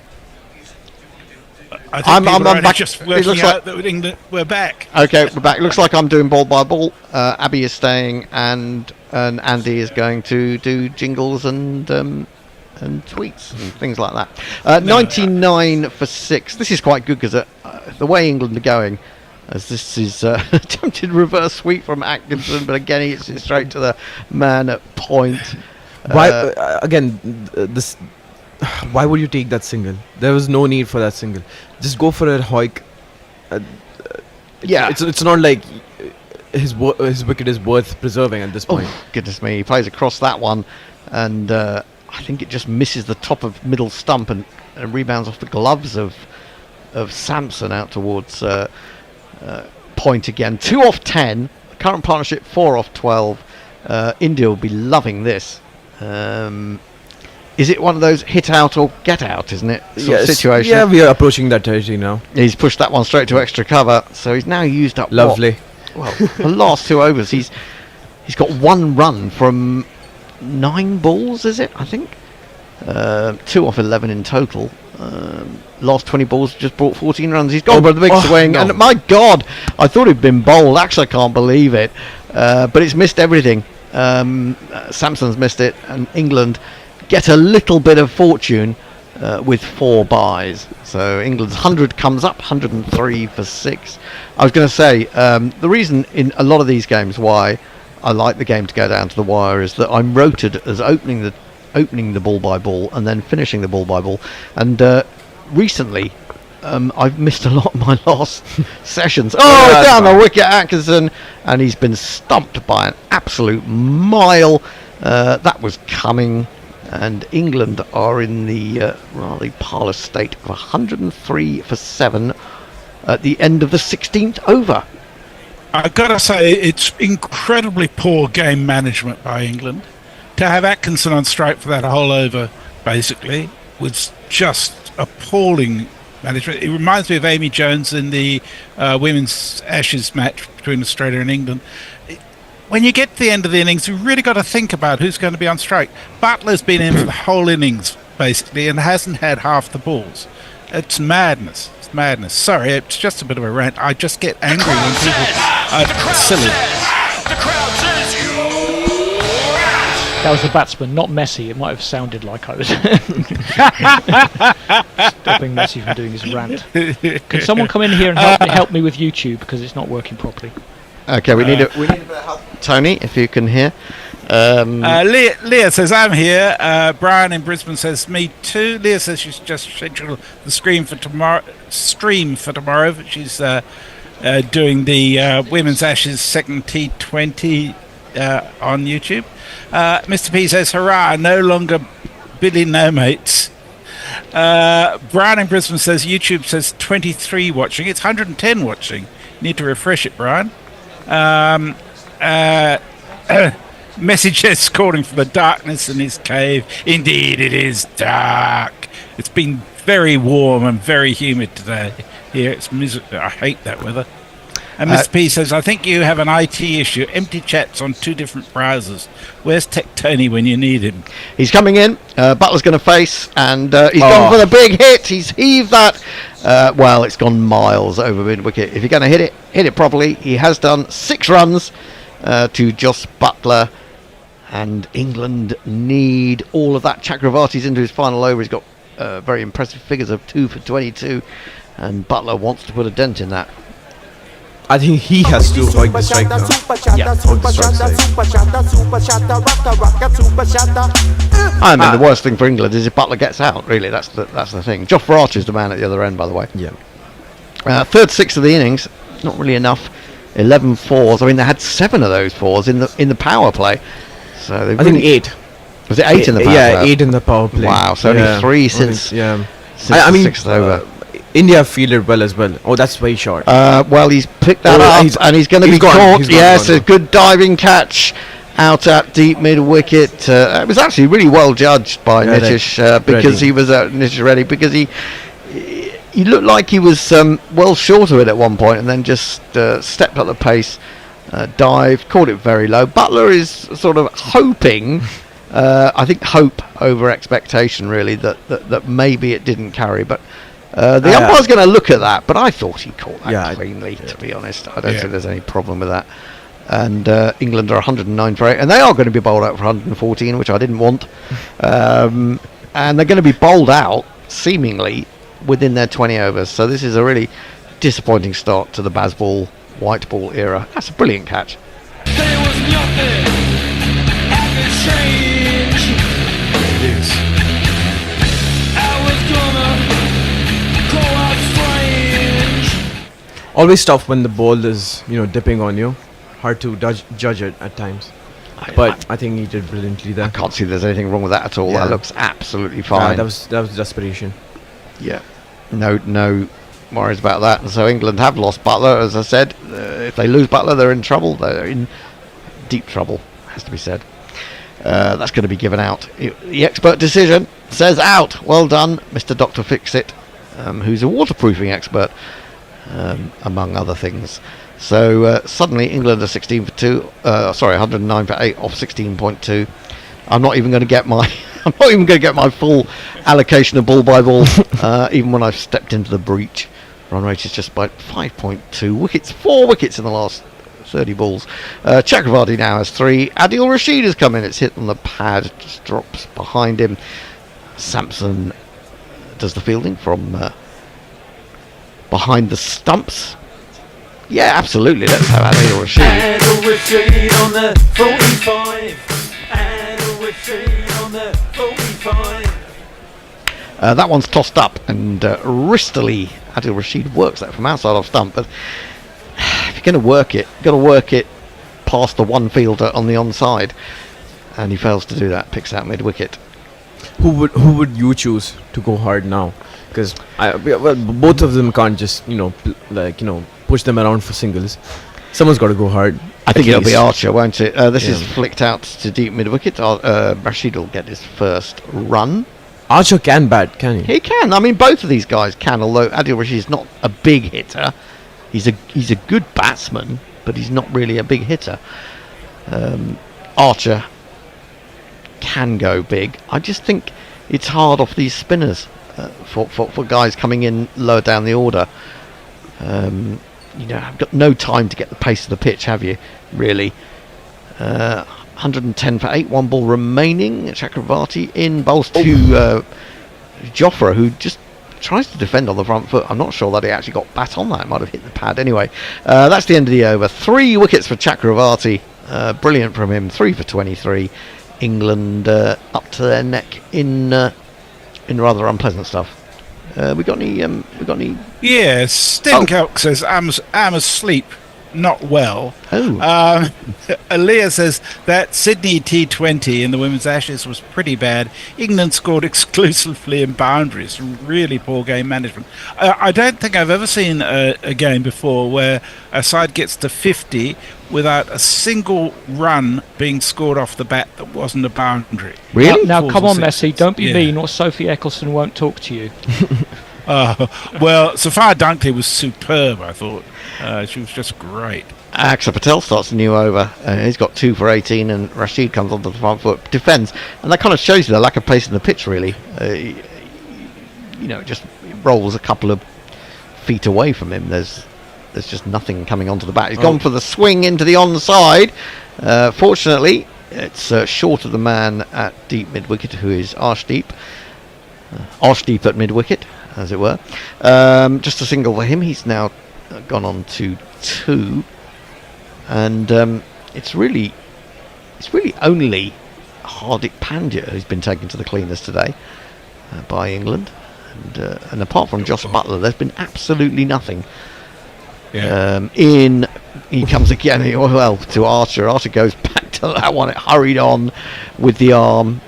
Somehow he's got the inside edge to it, and that's brought him a single behind square leg. I mean, Akshay went for 15 on his first. So did he? Okay. Yeah. I mean, he's made a great recovery after that, but yeah, I suppose there was a little bit of a cameo almost from Harry Brook, wasn't there? He started awfully. He was just trying to slog everything, and then he sort of found his range, and then of course he got out. I don't think he was trying to slog everything. He just couldn't connect. Well, but there were some odd shots in there. That's going to be a single to Adil again. He goes to 3. So England creeping up to 114, 120 with just 2 wickets in hand. Here comes Aksha again. Bowls to Archer, and they're going to take the single out to long off. 114 for 8. I mean, this is really all that these two can do against this sort of bowling. I think they need some pace on the ball. Whether Arshdeep will bowl a final over, well, they'll have to, won't he? And Hardik, they'll be the last 2 overs. Defended again on the back foot. Axer does his own fielding, running away to his left. End of the over, 4 runs from it. England, with 2 to go, are 114 for 8. Messi. Leah says, beating up hapless England in a meaningless home T20 is a small consolation for royally fucking up the Border Gavaskar trophy. She says, I'm Team Hartley in all of this. To which Gorilla Cricket, I presume Andy or the Bear, says agrees, super unprofessional from England. And Michelle Pfeiffer says, Shay, Gorilla Cricket, hello comrades, 2 a.m, g'day from Sydney. Hello Michelle, good to have you on board. What's she doing out there? She got a film going on. Is she filming something? She hasn't been in anything for a while, has she? Has she fallen out of favour? She's getting on a little bit. She is getting on a little bit, yeah, it's true. We all are, Andy, we all are. Yeah, but I do like to see other people getting old as well as me. Well, when I saw Annie Lennox at turn 70, I thought, oh God, I am getting old, aren't I? Archdeep back into the attack, bowling to Archer, and Archer does try to use the pace, but he absolutely slams it, but it's well parried at extra cover. I think was that Hardik at extra cover? Not sure. Didn't look like Hardik. No, he rebounded towards the man at mid-off, so they just got a single rather than the 4 that Jofra was looking for. I mean, what can England get here? If they're lucky, they'll get 130, but I don't think they'll reach those heights. 115 for 8. I think you need 35 more for 140. So, sorry, 25 more. 25 more. Yeah, they're not going to get that. Man, Archdeep in again, left arm over the wicket, bowling to Rashid, who gives himself room, and that's not a bad shot at all. He's lofted that over extra cover. He's found the gap. That's very intelligent batting from Rashid, and he's picked up 4 runs, 12th 4 of the innings. England 119 for 8. That's where you've got to be aiming, isn't it, really? Over extra cover. He's got, wow, I mean, talk about getting your front leg out of the way. I mean, he's almost done a groin doing that, but a really good shot. And not the best ball. No, to be fair, not the best ball. Not in terms of direction, absolutely. He's round the wicket now, which is a good idea, and he bowls a bouncer. I think he ducked under it. He ducked under it. I mean, I suppose there was an element of whether that was slightly down the leg side and might have been called a wide, but it hasn't been. So England remain 119 for 8. Rashid 7, Archer 3. Rather pitiful run rate of 6.43, and you know, we've seen that the spinners have been really effective on this wicket, and England have gone with a, predominantly pace attack. Yeah, I think there's just one spinner. Well, one front line spinner. Yeah. He's in again, bowls him a full toss, and he uses his wrist to flap that down on the bounce to long on. Rashid moves to 8, just a single there, 120 for 8, so they got to 120. Wonder how many inputs they might have had from Phil Salt. Because he plays here for Kolkata. Right. I think they might have just misread the pitch. But again, how can you, at this level... Well, surely McCullum was coach at Kolkata for many years. That's right. Yeah, and he did play for them. I think he scored... in the first match of the IPL, he scored 158 for Kolkata. But either way, that was... I don't think that was in Kolkata, though. That's a Yorker. Yeah, that's not dug out by. I thought it was dug out by Jordan. Yeah, that's Jordan. Right. Sorry, Archer. But he was appealing for LBW. I don't think that's out. I think it's. He was hitting outside the line. Yeah, outside the line. Yep. Archdeep is keen, but they wasted one review. I mean, it wouldn't necessarily be a waste. Are they going upstairs? I think they are. Nah, it's a waste of time. Hang on, what's going on here? It was well outside the off stump. Joffre. Oh no, Joffre. I thought Joffre was walking off there. He's just walked up to talk to Rashid. I think they are reviewing. Yes, they are. That's crazy. Yeah, I think that's just outside. It's very close, actually. A lot closer than I thought, because I thought he got back. Yeah, it could be. Well. It could be umpire's call.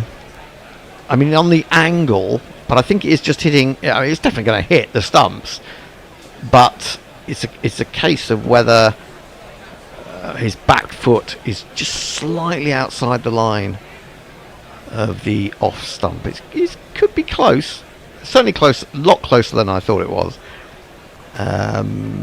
It is actually well outside. Well outside. What happened, Hendo, is you thought the stump you could see was middle stump when it was actually off stump. Yeah, that's right. Maybe that's right. It's not out, and India's reviews have been appalling today, but that doesn't really matter because England are 120 for 8. And another reason there should only be one review, not 2 in T20s. He's in again round the wicket and it's heaved into the onside all the way along the ground out to deep mid wicket. Archer will keep the strike. England, 130 I think is the limit of their ambitions here. They're 121 for 8. Yankee 7000 says T20 prior to a 50 over tournament. Oh yes, dollars. Brian in Brisbane says Michelle getting on. She's a sprightly 66 years. 66. Suda says, has anyone mentioned that Rashid has scored a first-class 100 yet? Always gives me a giggle. And Mr. P says, England in all formats seem often to pick a team that turns out not to be the right one in terms of bowlers. Well, we've yet to see what the situation is for bowlers. Maybe they'll blast India away. And Brian in Brisbane says, hooray, we're all here. Oh, no, Abhi's gone now. Well, I'm here, sort of. I'm at the very top of the screen. Final over, Hardik Pandya bowling to Archer, wide over side the off stump, but he chops that away. He's probably only going to get a single, though. They're going to come back for 2. Rashid is not in the picture, but he is finally. That's a bad throw. That's actually a bad throw. Well, it bounced into the hands of Hardik, who was up by the stumps, but it was a bit slow, wasn't it? Yeah, but it was slow. Yeah, a bit of a slow one. Yeah, I mean, it doesn't matter now. 2 runs. Archer moves on to 6. 123 for 8, and Hardik's the only bowler who's really taken any punishment today. 1 for 33 into his final over, and he's in again. Bowls to Archer, comes down the wicket, and he's dug in short. He just lifts the bat and aims something at it and gets a top edge, and it flies away over the slips for a very welcome 4.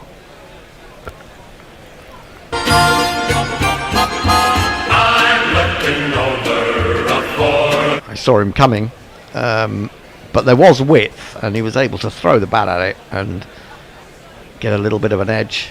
Yeah, it might have meant that more than I thought he did to a certain extent. So he's just saying, stuff you and your 130 limit, Hendo. I'm going to show you. Absolutely. Well, I'm pleased to see it.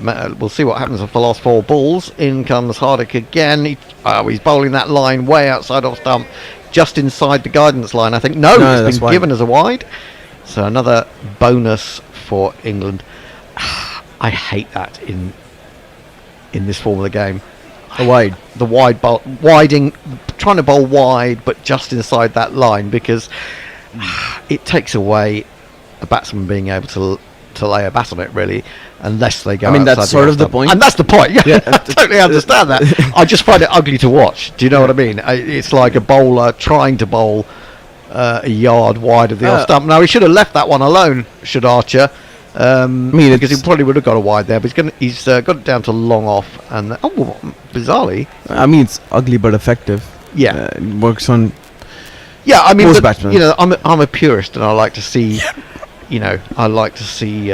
aesthetically pleasing things on a cricket field, and that's not one of them. Although I totally take your point, it is effective stuff. Archer's moved on to 12. England have reached 130 with 3 balls remaining.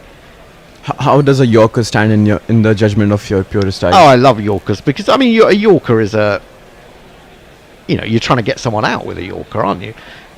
Real cricket. Yeah, Hardik in again, bowls to Archer. He's got another top edge, but where has that gone? It's gone up into the offside. It's going to be taken comfortably, and England's 9th wicket goes down, so they may not get more than 130 because they've got Mark Wood to come in. Archer goes for 12 off 10, which in the circumstances wasn't bad, but he's on his way. Hardik has a 2nd wicket. Another one bites the dust. I think that is going to be out, Fred. Another one bites the dust. I think that, I don't know. I think maybe the Archer might have thought, I'll just run down the wicket. I know it's going to be a short one and it's going to be wide, and I'll chance it that it'll be given as a wide, and then you bring the bowler back into your arc a little bit. Anyway, he didn't, and England are 9 down, 130 on the board.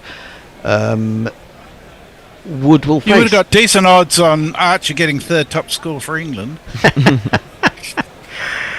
Yeah, I think they've got this. England have. well, you can't say until both sides have batted, but you've got the feeling that England have got this all wrong.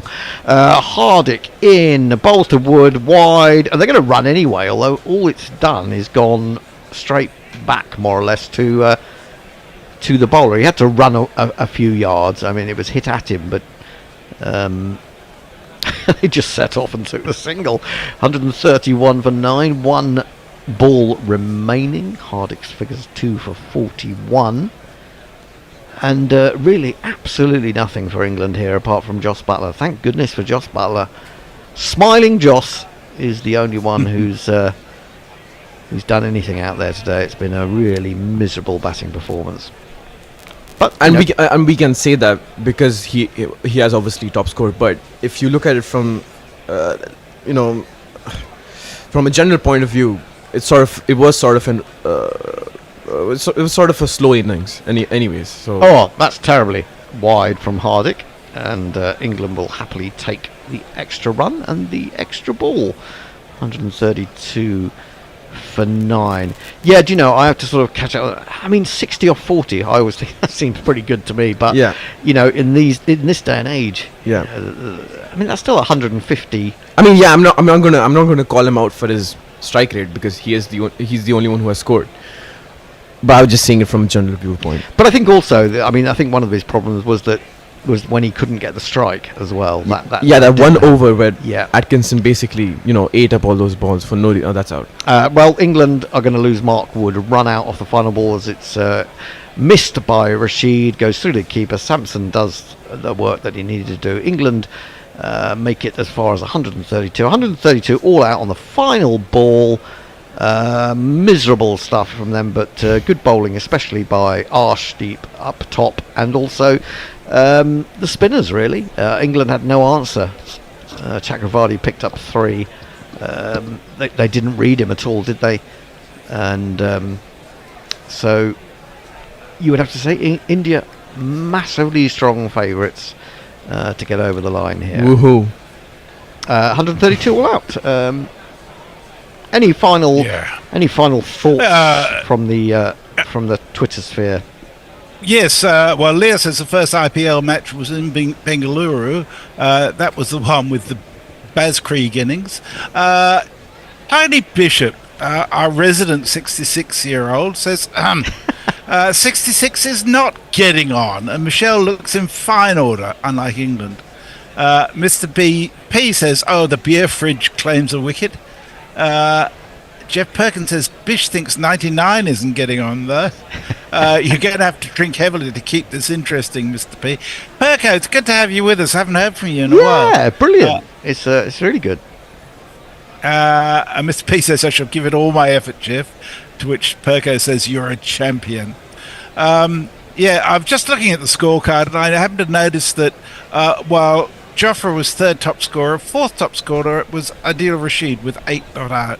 It's a pretty miserable looking scorecard. It really is. Yeah, I mean, I think England have got to find someone stronger at 7, certainly, than Overton. I mean, Overton's he's not terrible, but he'll get the odd 30 here. He'll muscle a few balls over the boundary quite often, but he just got 2 or 4 here. Atkinson really was one of the problems. He just couldn't find the middle of the bat, couldn't find the gaps.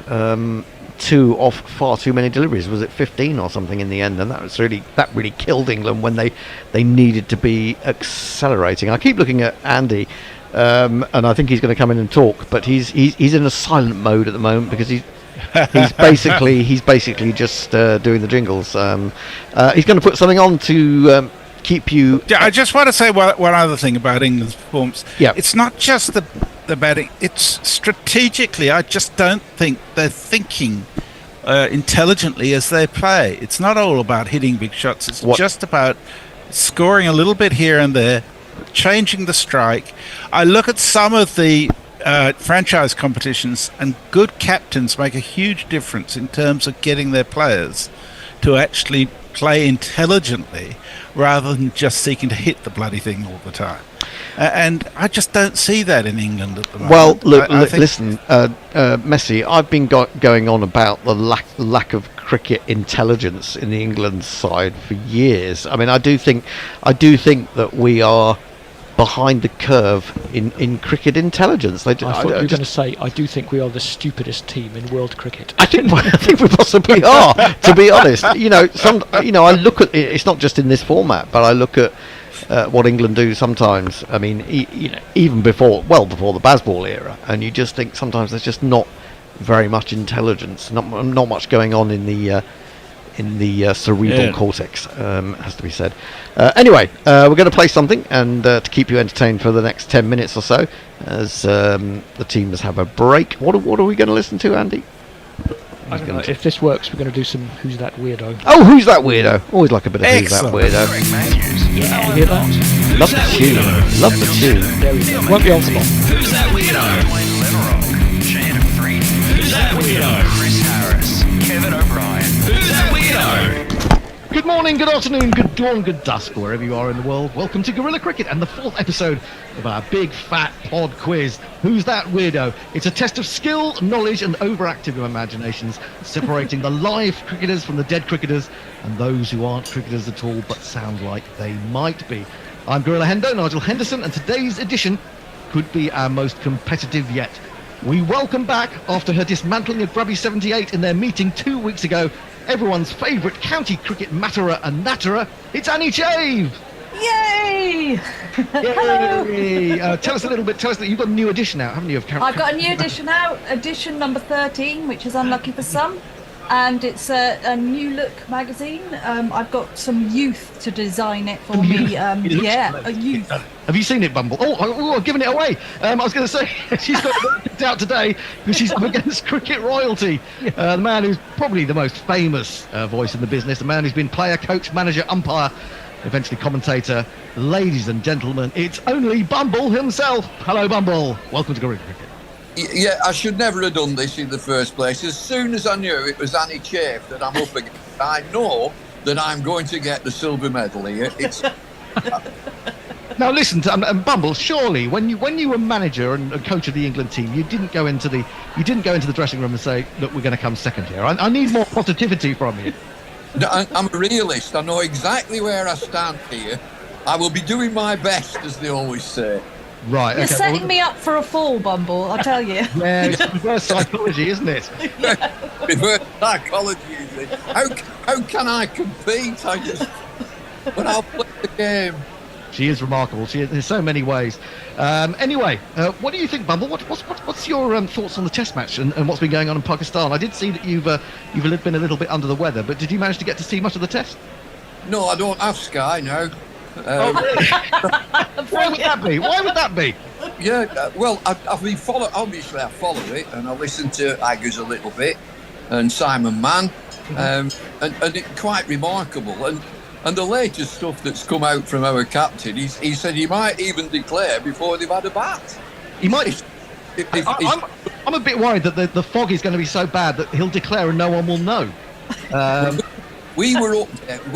I've been to Multan. And I know that it can get foggy, and so they will lose some time. Yeah, in the mornings and the evenings, it looks like the first hour is going to be a bit tricky, doesn't it? Oh well, that's good. Maybe I can stay in bed. Yeah, stay in bed a little bit longer. That would that'd be fine, wouldn't it? Yeah. What do you make, Bumble, of Joe Root batting left-handed? I mean, that's stealing your thunder a little bit, isn't it? Well, you're quite good at that. This morning, I've seen Jimmy Anderson bowling left-handed. Really? Yeah, Jimmy Anderson has bowled very acceptable left-arm spin this morning. Wow. Do you think he's been taught by Jofra Archer? Because I remember seeing Jofra Archer was doing a bit of left-arm spin a couple of years ago as well. And he might be less injury-prone if he bowled that as well. The way I think that Jimmy has sort of kicked it on to Jofra. Right. Oh, really? Okay. So Jimmy was he was the man who came up with the left-arm spin, and he's coaching Jofra in the subtle arts. You were a left-arm spinner, weren't you? So I mean, you might have some input there. Yeah, and I perfected that. You know how they call them the shooter and the zooter and the this and the that. I had the gazonner. Gazonner. The gazonner. It's the one that goes on and doesn't spin. Oh yes, the gazonner with the arm. That one. That's the one. That's the only ball. I didn't bowl anything else. Just the gazonner. Not the Gazunda, which is something else entirely. Goes underneath. Burrows under the pitch. I don't think you can go under the stumps. Anyway, moving on, I should sort of introduce the other member of the team that's here today, and that is, of course, Tony Bishop. Hello. He's alongside me. He's going to be giving us all sorts of info. He's the Osmond to my Armstrong. He's the yin to my yang, and he's my driver to the studio. Not as and here he is. Or as interesting. Anyway, and he's not as interesting as any of them. Anyway, I will give everyone out there a quick read through of the rules because I forget them halfway through anyway. So don't worry about it. If you get things wrong, we'll just laugh about it, and no one will be any the better. We'll claim that it was meant. Basically, contestants toss to start with and can elect a battlefield. Then the host, that's me, gives contestant A a name and a nationality, and contestant A has to decide whether they are a live cricketer, a dead cricketer, or not a cricketer at all. In which case, they have to say, "Who's that weirdo?" They get it right, and it is a live or dead cricketer. Contestant A then has to guess their current age or age at death for a bonus point, which they get if they are within 3 years. If they get it on the nose, they get 4 bonus points. If contestant A is wrong, the question is passed over to their opponent, who goes through the same process. If it is a weirdo, i.e. not a cricketer, age is not required, but you can take a wild guess at the source of their notoriety. It could be a musician, a poet, a businessman, businesswoman, weird record breaker, comedian, politician, etc., etc. So I'm going to toss, and I'm going to let our guest, special guest of the day, Bumble, shout. I'm going to throw it up into the studio air. I'm going to drop it completely, and you can say heads or tails. Heads. Heads. It's tails. Would you believe? Honestly, love. So Annie. Always go tails, Bumble. Come on. Yeah, I should have done, shouldn't he? I always take heads. I always called heads when I was captain. Yeah. Well, there you go. It's tails. So Annie, you can just choose whether to bat or bowl. I'm going to go bowl. You're going to bowl. So the first named person is going to go to you, Bumble. Are you ready? Are you steeled for it? I'm ready. Yeah. It's like Jeff Thompson just coming up and going wang. Terry Burrows, England. Live cricketer, dead cricketer, or who's that weirdo? Terry Burrows. Terry Burrows. Who's that weirdo? You know him, don't you? You're absolutely right. You've got points already. Oh, damn it. Oh, no. Clever for us. Is Bumble. And you can have another guess for a bonus point. What does he do, Terry Burrows? Was he No, I'm going to say a crown green bowler. Oh, it's a good guess. But I'm not going to give you an extra point because it's not. He's actually the fastest window cleaner at the National Championships in Blackpool in 2009. Tell us a little bit more, Tony, about Terry Burrows. Well, yes, I've been at great pains to make a few notes about him. He is, as you rightly say, the fastest window cleaner that he won in Blackpool 2009. Held in Blackpool, of course, to commemorate the 80th anniversary of George Formby's When I'm Cleaning Windows. It takes Terry, known as Terry Turbo Burrows, less than 10 seconds to clean more than 6,000 square inches of glass. Wow. He's a martial arts specialist. He's in the Guinness Book of Records. He's also been a karate and a boxer, specialist and a boxer, which he attributes his speed to. He's been on a show with Usain Bolt, where he once said a couple of years ago on a television show, I met the fastest man and I'm the fastest hands. We could rob a bank together. Hey. Interesting thought. He's still going strong. He's 66 years old. He's from Romford. You can check out his website, which is www.fastestwindowcleaner.com. And he issues you a challenge. Can you beat me? Come and have a go if you're squeegee enough. And we are back. I am joined by Anindo, and I should be joined by... Yeah. Oh, right, that's why.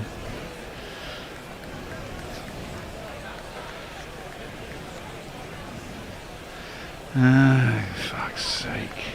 No wonder it's all gone off my piss. Who did this? Well, sorry, it should guys. be a walk in the park. Yeah, it should be a walk in the park for you boys. We're joined by Messi as well. Yeah, that was quick.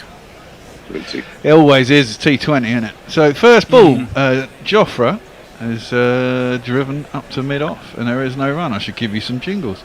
Sorry, someone mucked around with stuff in here, and it's all gone a bit tits up. So we have this guy bowling. He will break your helmet, break your heart. Hotter than lava, cooler than Bogart. In your face, at your stumps, on your toes, on your mum.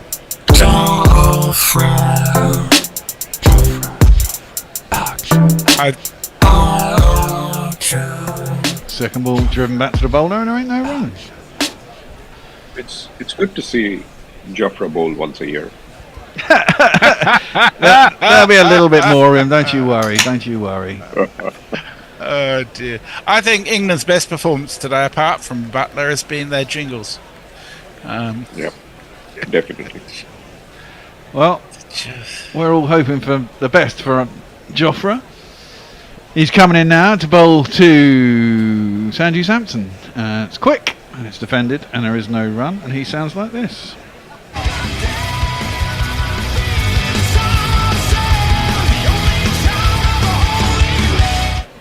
I imagine that's going to click off old YouTube and give us a bit of a strike, which will be a bit of a pain in the arse, but that's the way it goes sometimes. Samson's last 5 innings in T20s have been 3 centuries and 2 ducks. It's freestyle famine, isn't it? Well, that's the way it goes with T20, isn't it? You know, it's a funny old game. Archer very close to the stumps. Climbs a little bit on Sanju. He just drops it down into the onside and there is no run. No runs as yet. Archer's putting in quite a burst of speed here. Yeah, he has been quick whenever I've seen him, and it's slippery as well because he never looks like he's putting in that much effort, does he? No, and there's a lot of dew on the ground the later it gets in Kolkata. So. Well, exactly. It skids on a bit, doesn't it? They say it makes it easier to bat, but it also, I guess, makes it quicker and it comes on quicker. The thing is, we've only got one Jofra, and he can only bowl 4 overs, unfortunately. As that one is, again, slippery quick. And Samson looks uncomfortable. But there is no run. By the way, Bear, the YouTube screen is a complete shit show at the moment. Oh, right, yeah, that's true. I was trying to sort out the pictures. Someone changed the size of everything in here, which is why everything was not working earlier. I've only just figured this out as I've come in. Right. That's good. Yeah. It's the way of life, unfortunately. Archer in, and that one is just defended into the offside, just dropped down with so little pace. Although Duckett races in, they get through for a quick single, and that ends the first over, and I shall pass it over to you, Messi. Mog is with us. He says, and it's 2:30 in Melbourne, so that's good work from you, Mog. Says, so these English men are just as shite as the English women, if not shiter, says Mr. P. Well, certainly their batting was shite. Their bowling might be good. First over's a good sign. But as Mark we said, Wood should be putting in the same amount of pace. Well, that's true actually. Let's have a Woody jingle. Sounds like this. Do you know Mark Wood? Yes, he is an England bowler, quite good and pretty quick. So just a normal guy. Of course, except for just one thing. What? He thinks that he's a horse. Right. What? No, it's not. Well, that's a good jingle. It is a good jingle. But it's not him. I love the jingle, though. We shall have a jingle for him after this ball. His first ball is pulled, and pulled well, by Sanju Samson, and it goes down to the boundary. No, it's not going to be a duck today. His first one of these for the day. 1, 2, 3, 4.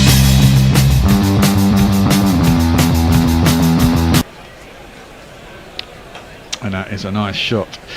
Who's opening with Sanju Samson? Abhishek. What's his last name? Sharma. Oh, am I going to spell his name right? It's S-H-E-K, isn't it? Abhishek? Yep. No. I'm sure we got a jingle for him. Oh no, it's ABH, that's why. ABH. He is going to face up to the second ball by Atkinson. No, he's not. because something's happening going out there. Someone behind the bowler's arm. It's just the dew on the ground which makes it slippery. Yeah, I mean, They need sand on there. Oh right. Good old sawdust. Yeah. I don't know how much. I don't know what Gus Atkinson's record is actually in T20. I shall tell you. Sorry, it feels quite odd doing this. Even though it's only been a month, but a month seems quite a long time in commentary terms. He's only played 3 T20 hours. He's got 6 wickets at an average of 14 and a strike rate, an economy rate of 9.5. So that's pretty bad. There's no history there. Yeah, but there's so 3 he gets matches. bashed around, but he picks up a lot of wickets. Yeah.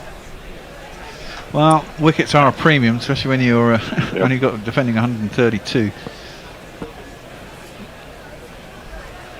Still bumbling around. England's field, they've got a guy on a 45 leg slip, there's a square leg, there's a guy out deep at long leg and deep square leg, and there's another patch. The atmosphere looks very frosty, and Overton has just said, fuck that, give me the bucket, tip it all out. Phil Salt smiles behind the stumps. Yeah, it's only sawdust, you don't have to be too precious with it, do you? So Sampson is now finally getting ready to face in the second ball. Gus Atkinson is in. It's driven by Sandy Sampson. Lovely shot. That is a beautiful shot. Wow. Great timing, out through the covers, all the way to the boundary. It's 4 runs. It's Nissan Shi. It's Nissan Shi. And a batsman at the other end. No, I'm going to play his jingle when actually he faces the ball. He hasn't faced one yet.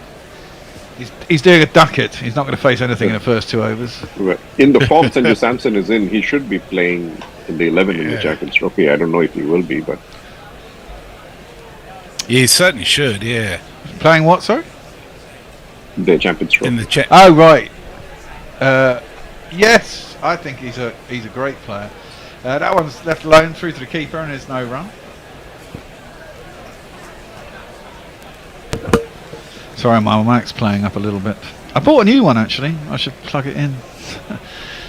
I mean, Sanju Sampson's got an average of 56.7 in ODIs, which isn't bad, and only 27.9 in T20s, despite having 3 centuries in 1 year. Yeah, he's been in this kind of form fairly recently. I mean, yes. Well, I mean, I've always thought he's a great player in the IPL. He steps back from that one, smashes it over cover. That's a fantastic shot. It's gone all the way to the boundary. First one of these. Now, there's a big difference between 130 and 140, isn't there, when it comes to clicks? Atkinson has given it a little bit more width than Jofra. I mean, the thing is, when you watch Jofra from behind, you see how close he is to the stumps. I mean, Atkinson gets reasonably close to the stumps, but Jofra's virtually on top of them, and he just bowls at that slippery pace. Yeah, and that went 76 meters, so it wasn't really a 50-meter shot. No, it was a good shot. Hit the fence. That one's better. It's on the stumps, but it's very full. Oh, another one. Beautiful. Clipped beautifully. Oh, wow. Wow, dear, oh dear. That one's gone down to wide long on. 4 runs. On the floor, and one more 4 than the 4 before. That's what 4's are for, to get funky on the dance floor. So all the good work that Jofra did in the first over has been completely undone in the second over by Gus. Yeah, it seems very familiar because Hardik did exactly that for Indians. Yeah. Well, you've got to be right spot on, haven't you, in T20? Everyone's prepared to go at you, you know. There was swing for Arshdeep as well, wasn't there? But none of these guys are getting any swing. I presume the atmosphere is too heavy, and there's probably that ball's probably soaking wet already now, isn't it? 3 or 4 balls struck out to the boundary. Heavy. It's going to be more difficult to get swing right now. Yeah. It's technically still winter in India, isn't it? No, it isn't. Yeah. Oh, what sort of temperature is it? That was clipped round the corner. The man's up inside the circle on the 45, so he'll get beaten, then it'll be 4 more. 1, 3, 4. Well, the weather's going to be, I mean, the temperature's going to be in the teens. At night? Yeah. Okay. And during the day, what, mid-20s? Yeah, just That sounds quite early pleasant. to mid-20s. That sounds Yeah, really pleasant. it is. It's a shame about the bloody atmosphere, isn't it, really? Yes. Yeah. On Blue Sky, Tom Rawstorn says, think India are going to get this with at least 30 balls to spare. There's nothing to suggest otherwise at the moment, is there? Mog says, I can't sleep, so do your best to remedy this. Stephen Kelk says, perhaps the pawn bot can arrange a glass of warm milk for you, Mog. Milk of the poppy, maybe, says Mog.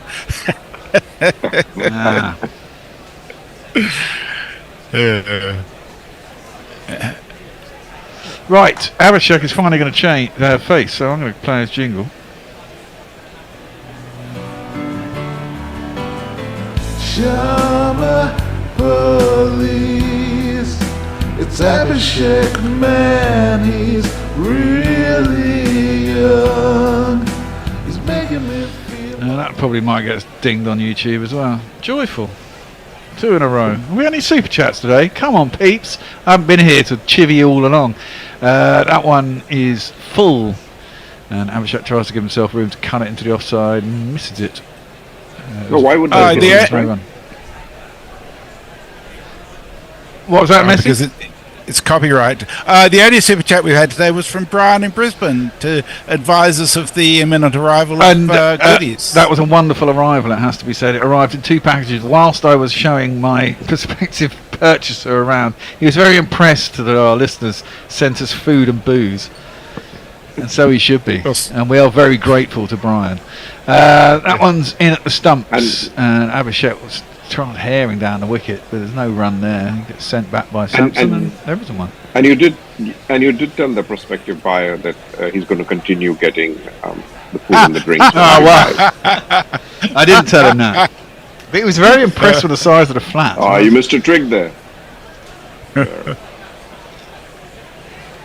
I had some very positive viewings. In fact, this side of Christmas. I was starting to get a bit despondent, hence I put the new carpet down and painted it. And since then I've had loads of viewers coming around going, wow, this is really good for the size and blah, blah, blah. Abhishek gets himself off the mark with 4 as he slams that over the top of point. England are playing shite. And as per normal, India are going to wipe the floor with us in the first game of the series. And one more 4 than the 4 before. That's what 4s are for. To get funky on the dance floor. And there we have it. What are you on now? 27? Off of yes, that's 2 and a correct. bit overs. I mean, England can't hope to win this. I mean, we were all told before this is the ground with the highest score in India or something, isn't it? Johnny Bairstow's highest chase. That was Johnny Bairstow last year when he got that silly amount of runs in no time at all. Abhishek gets beaten on the outside edge. Highest strike rates in the world. Yeah, through to the keeper and there is no run. And yet England managed to fuck it up and get 132. So yes, everybody. Baz scored the first century in the IPL. Yeah, so the first ever game, wasn't it? Was it the first game? Yeah. Everybody, slap the like button, subscribe, you know the score, and super chat us, because I need, we're out of here. We need cash-a-rooney. If we're going to carry on, we're going to have to find a space. I'm going to have to start seriously looking. That one is beautifully struck. Oh, I thought he got more of that than that. It still went for 6 over the top of a cover, but I thought he got it cleaner. It seemed to die as it got towards the boundary, but it still made it over the top. India strolling on, 6 runs. One talk over the line, sweet Jesus, one talk over the line. And if England are rusty, I don't know why. When did they go out there? How long have they been out there preparing? Don't know. No, I don't either. I mean, a lot of them have only just got there. The ones who are playing the BBL, like Bethel, he was playing in Hobart 7 days ago, I think, 6 days ago. Well, that's great that he has his eye in, but the flip side of that is completely different wickets. You can't play the same way. Clipped by Abhishek into leg side. Great throw from whoever that was at mid-wicket. It hit the stumps, the bails went flying, the lights lit up. It was Woody. But Abhishek was back, so there ain't no run. Right. Can you give me the Indian batting order as well? Who's number 3? Is it Sky? Yes, it is. I think. Hang on. I shall give it to you now. It's Sky is next. Then Tilak Varma, Hardik Pandya, Rinku Singh. Then Reddy, Patel, Bishnoi, Singh, and Chakravarti. Okay, hardly any of these are here. This is really annoying. I've got people like Jaiswell and Mohammed Siraj in this T20 thing. This is for the World Cup. That's the Champions Trophy. This is, it says World Cup India T20. Maybe I just switched it around and put a test squad in there. Probably. I just wanted to check with you, Anindo. Is Rishabh Pant just not part of the T20 squad, or is he having a rest? No, he's not. He's not. Right. Well, Wood, I played his jingle. He's finally in. And his first ball is driven out to duck it on the edge of the circle, and there is no run. Just 100 runs required now in 17 overs. Just over 6 and over. No, just less than 6 and over. Yeah. There are very few, if any, of the ODI team, the Champions Trophy team, who are playing this. I think that's not surprising. They'll join at the ODI. Yeah, I mean, they'll join in the ODI squad. That's what's coming up next. And B, they just had a hard series in Australia, isn't it? I mean, you've got enough bloody players to cover every position 2 or 3 times. So hard is the understatement of the year. I know the year. Wood's first ball was 148.3 kilometres an hour. Yep. It's not a bad start. No, it's not a bad start. It can be expensive, Woody, as well. At the same time, he's in now, and Sampson tries to guide him down a third man, but can only hit it square, and there's no run. That one was only 134. Took the pace off. It's an interesting approach. What Baz suggested. Going into a T20I series, saying that it's going to be all pace. Yeah. I agree. I mean, I'm not sure I agree with him on that. I think you need at least one genuine fast bowler, but there is a little bit of nous, and it's a lot of it's about slower balls as well. So it doesn't really matter how fast your quickest ball is. It's how good your slower balls are. The other thing is that England doesn't have a lot of very good spinners, to be honest. No, that's very true. Although you can get away with a lot more. That's driven up to mid on. There's no. I think you can get away with a lot more as a spinner in T20. It's not about flight and guard. It's as much about. I mean, I'm surprised they didn't go with Mousley again. If you've got an attacking spinner, it makes a big difference. Though. Leggies make a big difference. Yes, but when it comes to finger spin, I think a lot of them just dart anyway, don't they? England hasn't had a good spinner since Graham Swan. No.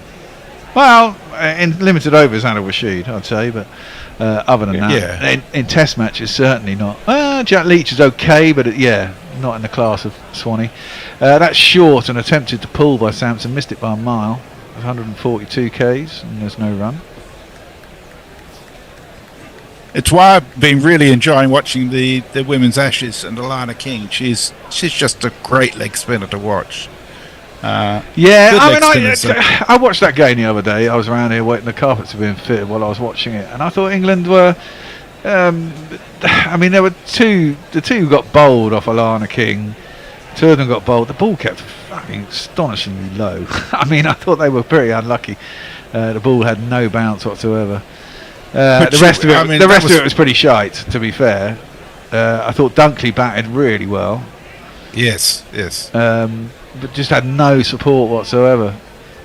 That one, has he gone inside edge, or has it just been missed by everything? No, it's Bynes. It's missed everything. Missed everything. It was a big Yahoo by Sampson. He missed it. It missed the stumps. It got missed by Salt, and it went down fine leg. Yeah, that was quick. Whoa. That is quick. Yeah. What's that, about 95? Yeah, and he was late on that. 156. It's nearly 97. Phil wow. And it's 4 anyway. The ball. 4.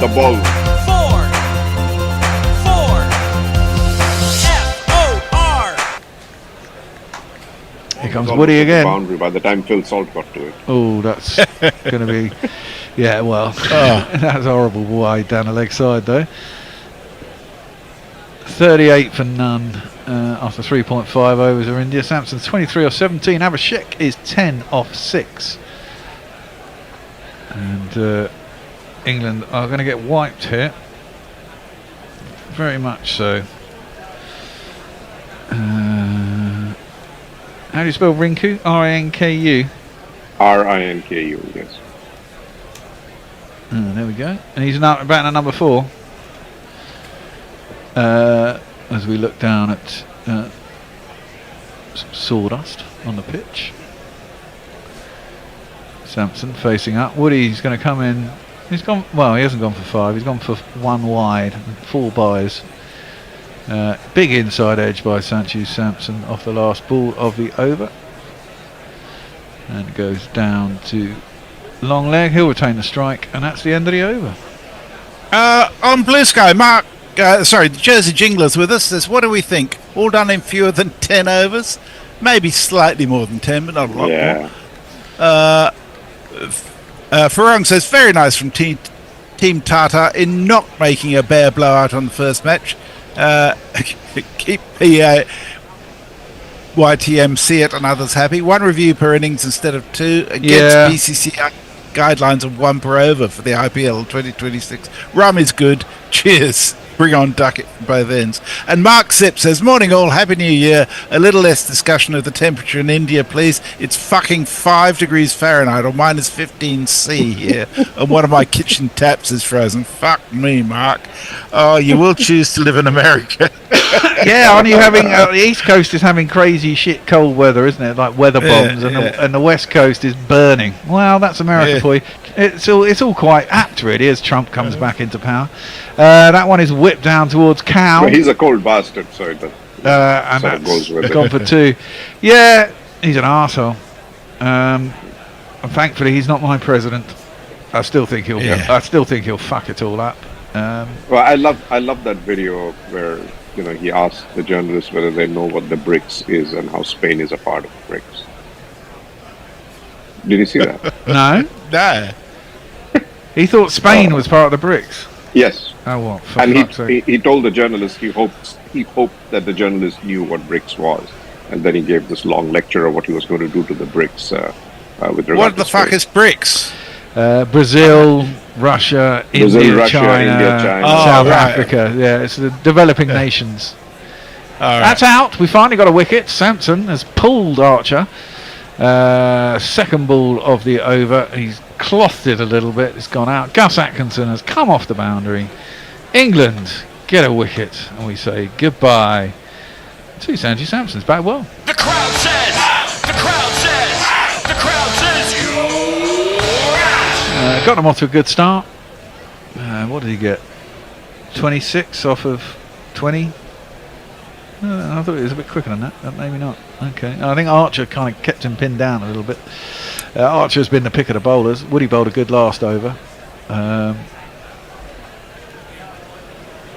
But 26 or 20 balls, it's not so bad. It's a good, decent start. Jersey Jingler has a very, very reasonable request. He says, please don't talk about US politics. Please, you are my sanctuary.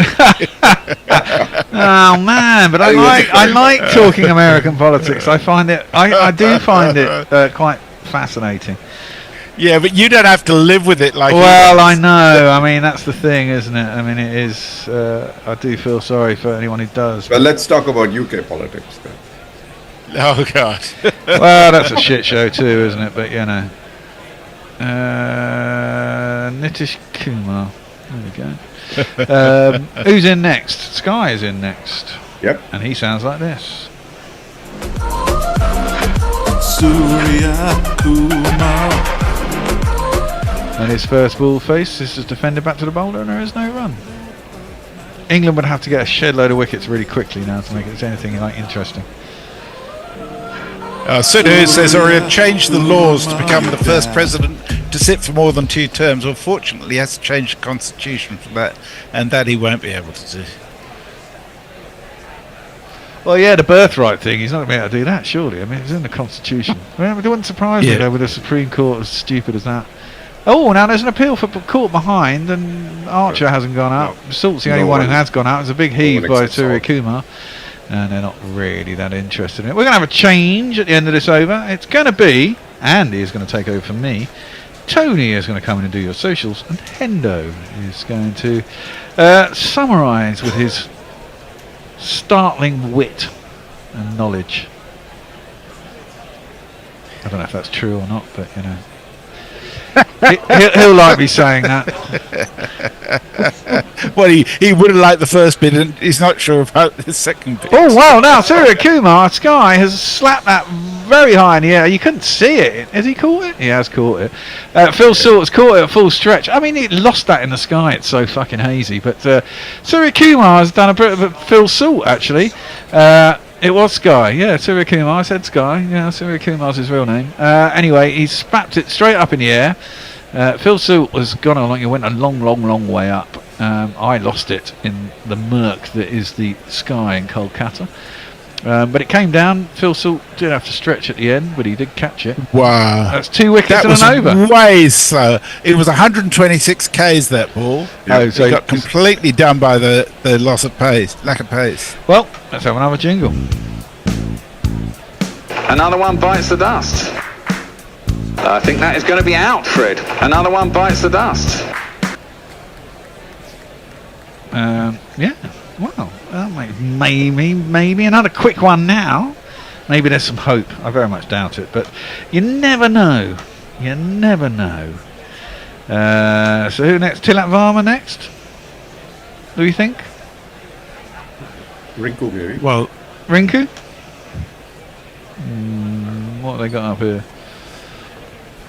I haven't got anything up here. Well, Tilak Varma's on the list. Yes, he's in. Yes. Yeah. Tilak Varma. Okay. He has a jingle that goes like this. At the rise of the sun, he emerges inside.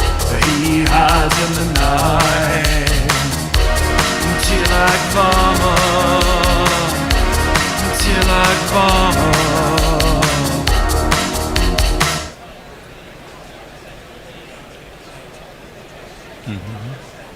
Well, he's going to face up to Jofra, who balks his runner. This over has been a good over. Jofra has 2 for 13 in 2.5, and India are 41 for 2. That tells a story in its own right. Round the wicket. Oh, top edge. I think it was a top edge. Was it top edge? It looked like it. Went over the top. Yeah, it is. Over the top of Salt, and down to a very fine third man, and it's 4 runs. And that's 2 me plus out. 2 is on Andy Tony Hendo. I'll see you folks in a couple of days. Okie dokie. We shall see you soon. I'm out. Are you mic'd up? I'll hand over to you. So I'll do a couple of messages. There's some discussion about the US presidency, which for the sake of the Jersey jingler I'll leave out. Lockie 6 says, and so the collapse begins. England now firm favourites. Yeah. So I'll catch you in 5 hours. Right, and we're going to have a triple threat in the studio. It's Hendo, Tony and myself. Looked like it was going to be a procession for India. People were placing bets on how many, or should I say how few overs it was going to take India to knock these off. But suddenly, England have got foot in the door with a couple of wickets. And India are 45 for 2, starting the 6th over, but they're only chasing 133. Here comes Mark Wood, 2 slips for England, steps back and flicks it down to long leg, over the fence, into the crowd for 6. Oh, indeed.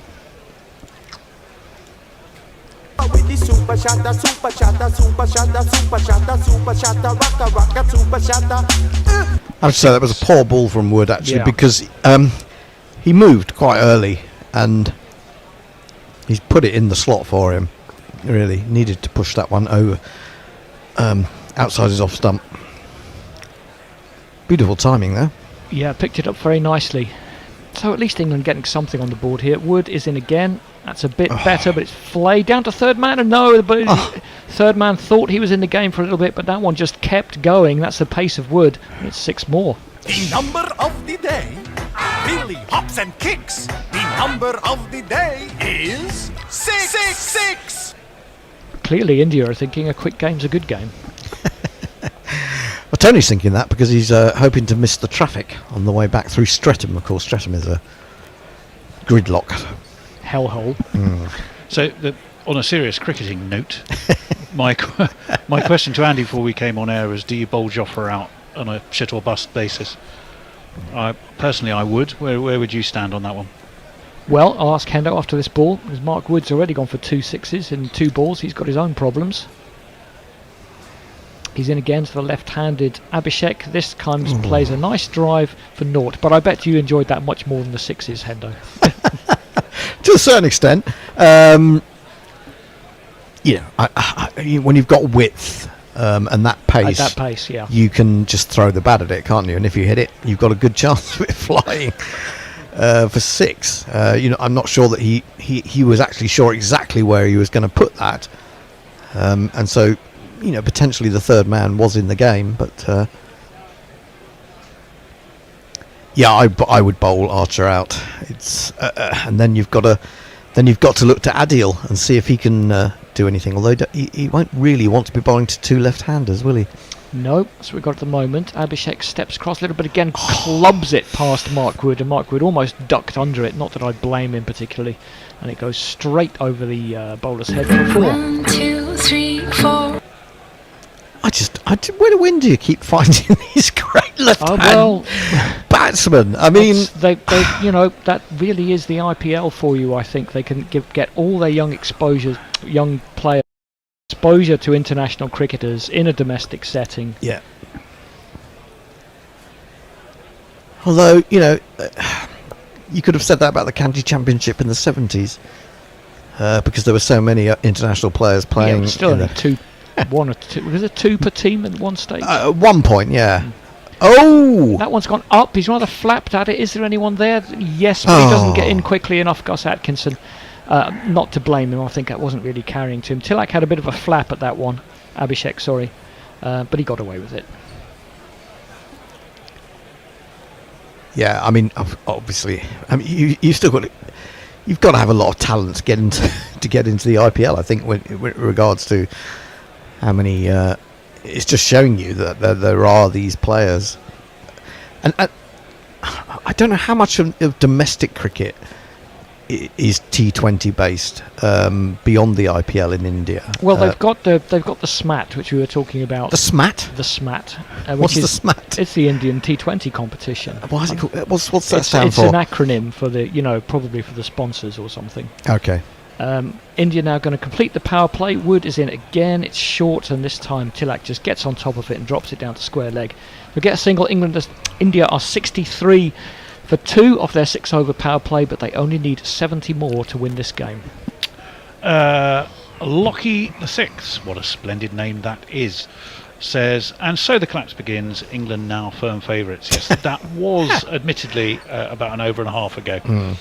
Jeff Perkins, an executive order redefining the year as being 120 months. I think that's a more Donald Trump chat, which I'll try and I won't avoid. If it's there, it's there. Brian in Brisbane says Andy's providing a bit of colour there on the screen. Are you suggesting? Suggesting, Brian in Brisbane, that Hendo and I are sort of more conservative with a small c in our tone of our uniformly grey, drab, it's Eastern brown, European. It's a Bob Dylan East Germany, 1975. It's a new Christmas Bob Dylan T-shirt, although it might have been a birthday. I've got cricket bat socks on. Well, you see, I didn't know socks were going to be in play today. It's the first time I've ever come here. Did you not get the memo? Did you not get the memo about the dress code? I literally didn't. No. Right, well, England agree with the Gorillas, and they're going to bowl Jofra out. He comes in, that's dropped down to point for a single. Yeah, and I mean India, if they're sensible, which I think they will be, we'll see him out, won't they? Yeah, I think. Do, yeah. They won't play ridiculous shots against him, I wouldn't think at this stage.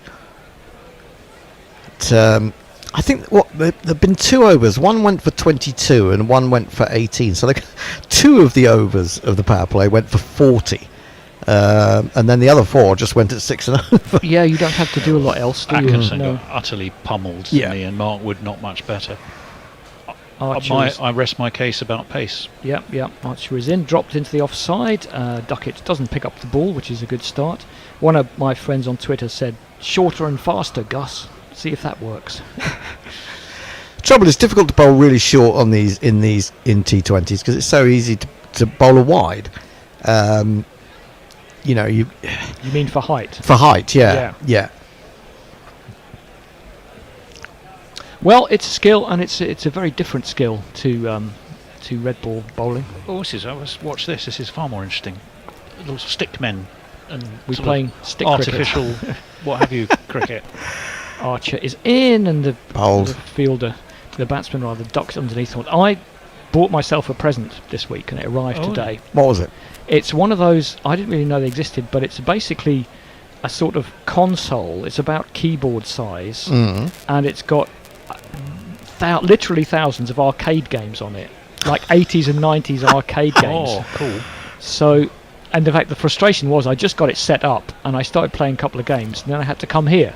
So, just after I'd got a game of But then there's something to look forward to when you get home. Absolutely, I had a game of Pac-Man and a game of Galaxian. I don't think you can level that at us. You should have just got it set up earlier. It had just arrived. Oh, right. Out of the box. And I'll have to see if stick cricket is on there. There's probably some kind of super cricket game with weird, a weird Japanese imitation of cricket. I hope so, anyway. Archer's in round the wicket. Batsman steps away and has thrashed that down to and the fielder Atkinson again has been in business out in the deep. I don't think he quite got there. Could he have got there? I don't think he quite got there. I don't think so. I think it was short. Yeah, it's a bit unlucky that he having got there and stopped it to a certain extent, it then rebounded well away from it. Actually, that said, I don't think they went through for a second, did they? I think they've only just got the one. Oh, it's just short of him. He did quite well, actually. Yeah, he didn't go for the horrible. Those are horrible to judge. Teeth on the ground. Because that could have dive forward, and that could have spun away from him as well, to be honest. So having bounced. Archer's in again. Flipped away to deep square. There is a fielder there once again. It's Bethel, just a single. He did pick it up very nicely, though. Yeah, well, one ball for Archer to do a bit of damage. England desperately need it. If you're Tilak, you just say, I'll see this one off. I mean, it's good to see Archer bowling quick. He's 145, 147, albeit for only 4 overs. Be interesting to see if he takes much of a role in the ODI games and indeed the ODI Champions Trophy. He will guessing he will, yeah. Absolutely, yeah. Well, just as I say that, Wood is bowling quicker than him today. Oh, Wood's bowled really fast. His first over was good. It hasn't helped him much. Second over, not quite so good. Exactly. Archer to complete the spell, and that's again that he got very big on Tilak, and he didn't. He raised his bat. He didn't try to get off the ground. It caught him right on the shoulder of the bat. Could have gone anywhere. That's good fast bowling, but that's also the end of his spell. So unlucky, Jofra. Yeah, he bowled well. That is for sure. Leah's asking about the women's Ashes test at the MCG. Currently, we're struggling. Got to be honest. Short summary is our Melbourne studio. Haven't England women basically been stinking the place out in these games? Yes, but that's not the reason. We would have liked to do it. The problem being I'm just observing. It's not that we're commentating on the Melbourne studio is still in transit, but more particularly, almost all of those who would do that are actually going to be at the game from Melbourne. We have only got one night where someone can run the studio here. Bearing in mind, I think it starts at 3:30 every morning because it's a day-night game. Oh, is it ping there, pong? You see. Right. So the first night would have been covered, but no one stepped up to do the studio other than that. Well, Tilak will be relieved Jofra's gone off because that actually caught him on the thumb and wrapped into his shoulder. Was it his shoulder or was it his helmet? His thumb first. Yeah, I saw his thumb first. I thought it hit his... It hit something else. I was wondering whether it was his helmet. But it was good aggressive, hostile bowling from Archer. And I think it was the right thing to do to bowl him through and see if England can grab another wicket or two. It's going to be a change now. It would have looked very different. 67 for 2 after 7. England in the power play were 46 for 2, weren't they? Yeah, and then didn't but go well. They'd gone to 74 for 4 anyway, after 10. The new bowler, we'll jingle him up in a second. Bowls one wide outside off stump and a big swish. There's no run. Yeah, I mean, I think he's going to use his leg break fairly sparingly here because if he gets that slightly offline, that going, he's going to have to bowl quite a few googlies, which is kind of what Rashid does. He's indeed bowling to 2 left-handers. Oh gosh, what happened to that? I'm not even sure. Do you think he got an edge on that, or just Salt just dropped it? I don't know. we'll See find that out again. here. Oh, Pushed it's it the out the slider, front isn't of the it? hand, yeah. Yeah, I think he's missed it. No, Salt just missed it, keeping it what it used to be. It had hit his gloves before he'd reacted, hadn't it, really? Yeah. Rashid didn't give him the signal. No. Anyway, bit of encouragement for Rashid. He's had 2 swings and 2 misses from Abhishek. He has hit that one and thought it was a chance for half a second, and maybe it was. Down at the ankles of Adil Rashid. We had one in the first innings which we thought was caught, but from the other angle it wasn't, so we'll maybe see it from this angle. I think that was a I'd have had my money on that being a chance. Yes, oh, in fact, my he's got his word. hands underneath it and it's hit him on the wrist almost. So, you know, you've got to take every chance. Well, ain't that the way? And that is the way, because the next ball's been thwacked before through the covers. 1, 2, 3, 4. Yeah, you've got to take every chance defending a total like this. Yeah, it was almost like he didn't get his hand. It seemed to catch him on the wrists. Got his hands underneath it. Yeah. So. Yeah, that's a blow. I mean, they needed that wicket. That would have just given them a real, it would have made India think a little bit. Yep. At the moment, they don't really have too much thinking, I don't think. Swinging the kitchen sink at everything, no thought required. Abhishek is down the track and launches it into the leg side. Has he got that far enough? Just. The fielder, Butler, was in line. He dived back, but it was just a yard over his outstretched hands, and it's another 6. It's unforgiving, isn't it? Because, I mean, in some ways you could look at this over. There's been a drop catch. There's been one that could so easily have taken the edge. There's been a catch that could have been a catch bar, half a yard, not even that. And yet it looks like a shocking over. Yeah, yeah, that's true. I mean, yeah. They don't draw pictures in the scorebook. No. And that was actually a decent ball, but he might be in the game here. It's pit up towards... No! That's the second one we've all thinking, is it going to be caught? Is it going to be caught? Oh no, it's gone for 6. Anyway, it went straight over long on. Didn't look like he got hold of it. Not at all. Right. Well, Use your pride. Super. Hooray! Super chat game. No shipping unlike the bucket hat. Konwajiro has donated us 800 Japanese yen. Well, I hope that's a lot. I won't look back, because by the time that I do, you'll be gone. Many thanks, Gorillas, for introducing me to the lovely music of Melody Gardot. Ooh. Okay, yeah. Well, you are very welcome. And but we're delighted to hear from you, Konwajiro. What is it? Which is our jingle that has Melody Gardot then? Well, it's an out jingle. Look back. By the time that I do, you'll be gone. Normally, as somebody is walking off with their bat tucked under their arm, with their helmet tilted back on their head. That's not the Incredible Hulk doing the sad walk off. That's not the little jazzy one, is it? No. Oh right. That's okay. a 4 jingle, is the one you're thinking. Oh, okay. I know the one you've got in mind. I think I know a bit of Melody Gardot. I have. Honestly, that's investigated a completely new name to me. But big thanks to I'm sorry, I've mangled your name. I'll say it again. Konwajiro. Very, very kind. Ooh, well, it's another new bowler and another half chance down to Harry Brook at backward point. Again, we'll have to wait and see if that carried. I think it might have done. Let's have a look. It's a pretty good piece of fielding if it hasn't carried, I have to say that. Yeah, I don't need to be a massive lip reader to see Harry Brook saying ow after that one. Let's have a look. No, it was bounced in front of him. Oh, he did well. Caught him on the finger, yeah. He did really well to get his body behind that. Jamie Overton's on. Well, at least he's bowling, not playing as a ridiculous specialist batsman. He's short, it's hit high, down to long leg. I'm sure it's over long leg. It is indeed. These shots just seem to fly off these Indian bats. I'm running out of 6 jingles. Right, I'll play that. To give him a 6 and a 50. Oh my, that's happening all over the place. 50 as well. Let's look at find millstones. Where are they? Here we go.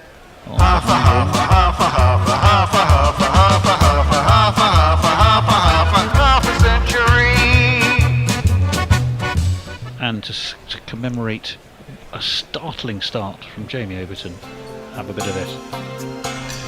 Jamie Overton new jingle. Can score a quick half ton, less racist than his mother's other son. Is Jamie Overton. But with the kind of pace that's on the ball, 60 metres is nothing really, is it, for these guys? Perhaps that's what it is. It's the extra pace. India didn't really have any bowls at this pace. Maybe Hardik if he bowls a quicker ball, but I think also that Overton shouldn't be bowling short, to be honest. He's tried it again, but that one's hit up, and there is a man underneath this one. He's not going to get there. Jofra couldn't quite stretch out and grab that one, and they think about a run out, but didn't get hold of that one, Abhishek. It went just far enough over mid-on that he couldn't get to it. I think England had to have 2 more wickets by this stage, didn't they? I mean, Abhishek 50 off 20 has pretty much done the job from India. Actually, very close to that, Archer. You just needed gadget extender arm. I just think the ball hasn't really fallen for England today a little bit. These games can turn on.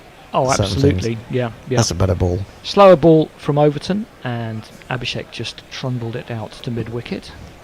I mean, I think almost slower balls from the quicker bowlers are the things that you want on this pitch, and as many as possible, because they're still going to be okay.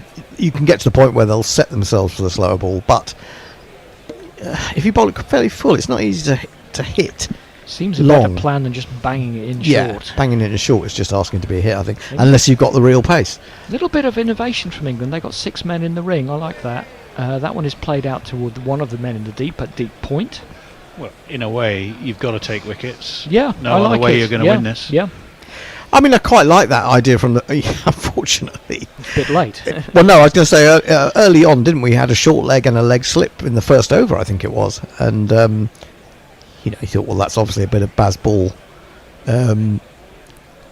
attempts, sort of mind games in a way. But unfortunately, they got off to such a good start in the second over anyway that was abandoned. Overton to complete the service, another slow ball well bowled, and Tilak just drops his batter on it, so he recovered well from that 6 Overton, but the over has still gone for 10. India are 93 for 2. They only need 40 more to finish off a win. Yes, our friend Komajira says, can you play the jingle the next time the wicket falls, if any more do fall? Yes, I have located it, and I'm hovering for a close super by chat, it. you can just play it anyway, I think. Well, I can do that for you in a moment. Gone, Hendo, for your reference, track 3 of a 2006 album, Worrisome Heart. If you want to look out for it. No, I have investigated her on YouTube, I think, or been directed before to deleting your internet history. The algorithm may have sent me in that direction at one point. I think I quite like some of her stuff, but I can't remember any of it. It was the algorithm. Yes. Absolutely. Do you know what? If I've got a second, have I got time? No, I haven't. No, because England. But I will play it for you, even if the wicket doesn't fall. It could be. I mean, he'll take a wicket, or it'll be all over in this over. I reckon. It's the Swiss Army knife, man. Yeah, Indian batsmen obviously feel the same, because the first one's gone straight over extra cover, 1 bounce for 4. Right, let's play that.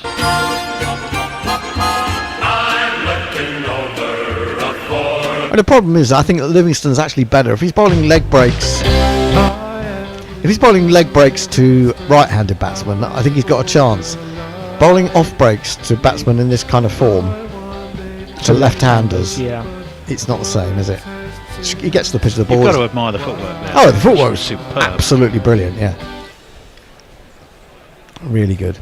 Well, India's required run rate after this ball. Livingston tosses that one up. Hendo just breathes in anticipation of a big shot. The batsman disappointed him by just pushing it out to cover for a single. I think he'd put his long off. He'd moved the long off wider. Cover back, yeah. So. Oh, he has actually. He's kept mid off up and extra cover back. So. Oh, that's what he's done, right? Okay. Yeah. But India needing 3.3 and over, which hasn't been a challenge since about 1974. I'll just catch you up on Twitter. The Prudential World Cup. Yes. 3 pictures from our friend Farong. He's got Salt, Livingston and Bethel and just called it the RCB effect. Are they all signed up for RCB I this believe year? they are, yes. Yeah, well, RCB might want to rethink that. A bit late. Based on today. A bit late. Livingston, Tilak goes back, straight to cover, no run. There's been a 50 partnership here, and I think Tilak's got 8 of them from 9 balls. Abhishek, I think, had 48 in that partnership of 50. Tosses out, but hits it into his own foot, and it drops out into the leg side, which often be a pain. It catches you on just the fleshy bit on the inside. Makes you hop. In fact, Tilak hasn't really got going. It's all been Abhishek, hasn't it? and Sampson with that really one good over right at the top. But really, if you are Tilak, you think, well, just knock a few about. Well, true. You're going to win anyway. Well, he manages to get back, pull that one out into the deep, but it goes out to deep mid-wicket. There's no run. England certainly don't have 6 men in the ring for Liam Livingstone.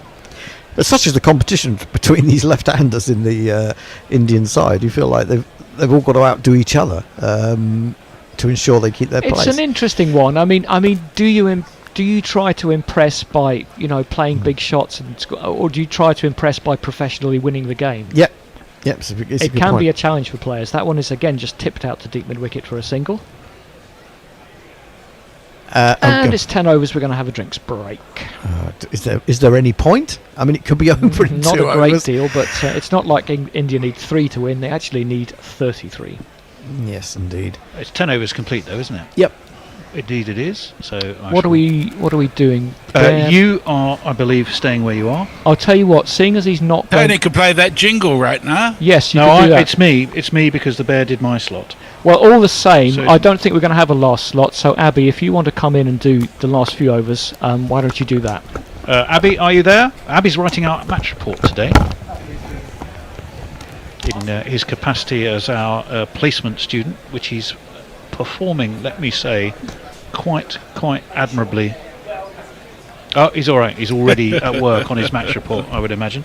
Mr. P's trying to build up some excitement. He says, "Oh, will India make the total? Close call, nail-biting stuff. Good God, how shite are England?" You feel that Abby's match report isn't going to be one of those you have to rewrite at the last minute? I suspect not. I've sent him a few ideas, let's just say. There's the guiding, experienced hand on his shoulder that he probably doesn't want, and I'd like to get arrested for beady anyway. eye over his shoulder, yes. But there we go. There we go. Where are we? I can tell you where we are. It's 100 for 2. It's only 133 needed to win. England, well, they didn't look. They lost the 2 early wickets. They were 46 for 2 in the power play. I think it was kind of an identikit bad T20 innings. It was. Where it just goes from bad to worse. Only one batsman gets in. People either get in and out like Brooke, or they get stuck like Overton and Atkinson, and suddenly you're 7 wickets down and the set batsman gets out and you just flop over the line to 130, and it happens a lot. Well, I don't disagree with you. Right, I know what I will do for our very lovely listener who kindly asked for the jingle, just in case no more wickets fall. Have this. Oh, wrong one. Oh. Okay, let's try this.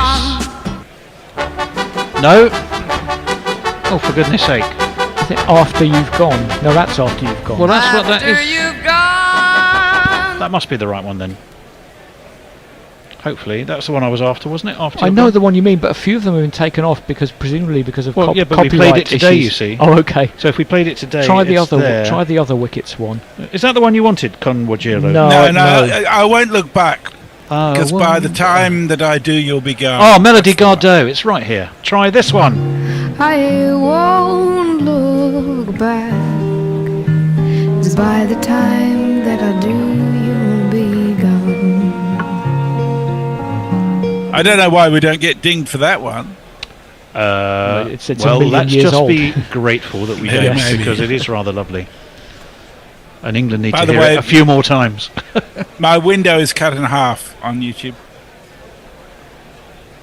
Is this a replay? No, it's live, and it's 6. Oh, and it's me. Whoa. Sorry about that. Abhishek has just launched Atkinson over a pretty fine long off, and it has gone all the way. And Atkinson's fortunes of the day don't get any better. 22 off his first over. 2 sixes in a row. I don't know what he's trying. No. It should be one. It's 2 shot in the studio, which it is. 1 person zoom. That one's defended. Oh no, it's not. It's driven away between cover and extra cover. It's 4 more. Jeez. We'll do you that. 2, 3. No idea is the answer. No, I think we need to leave that meeting room. Do we? I don't think there's anything to do with it.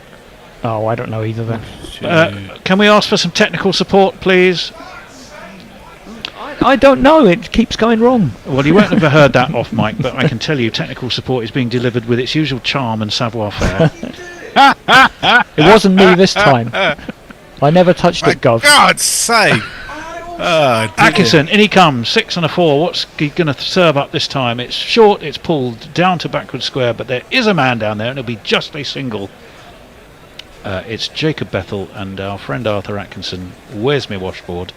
Well, he's going to be thinking, perhaps well, that's a relief, really. Arthur Atkinson, where's me washboard, might have done better, because poor old Gus hasn't had a good game. He got thrashed in that first over he bowled. He scored 2 off 12 with the bat, and it doesn't get much worse. 111 for 2 in T20. This is likely to be closed. I don't think my 12 overs is going to come to fruition, though. No, it might do.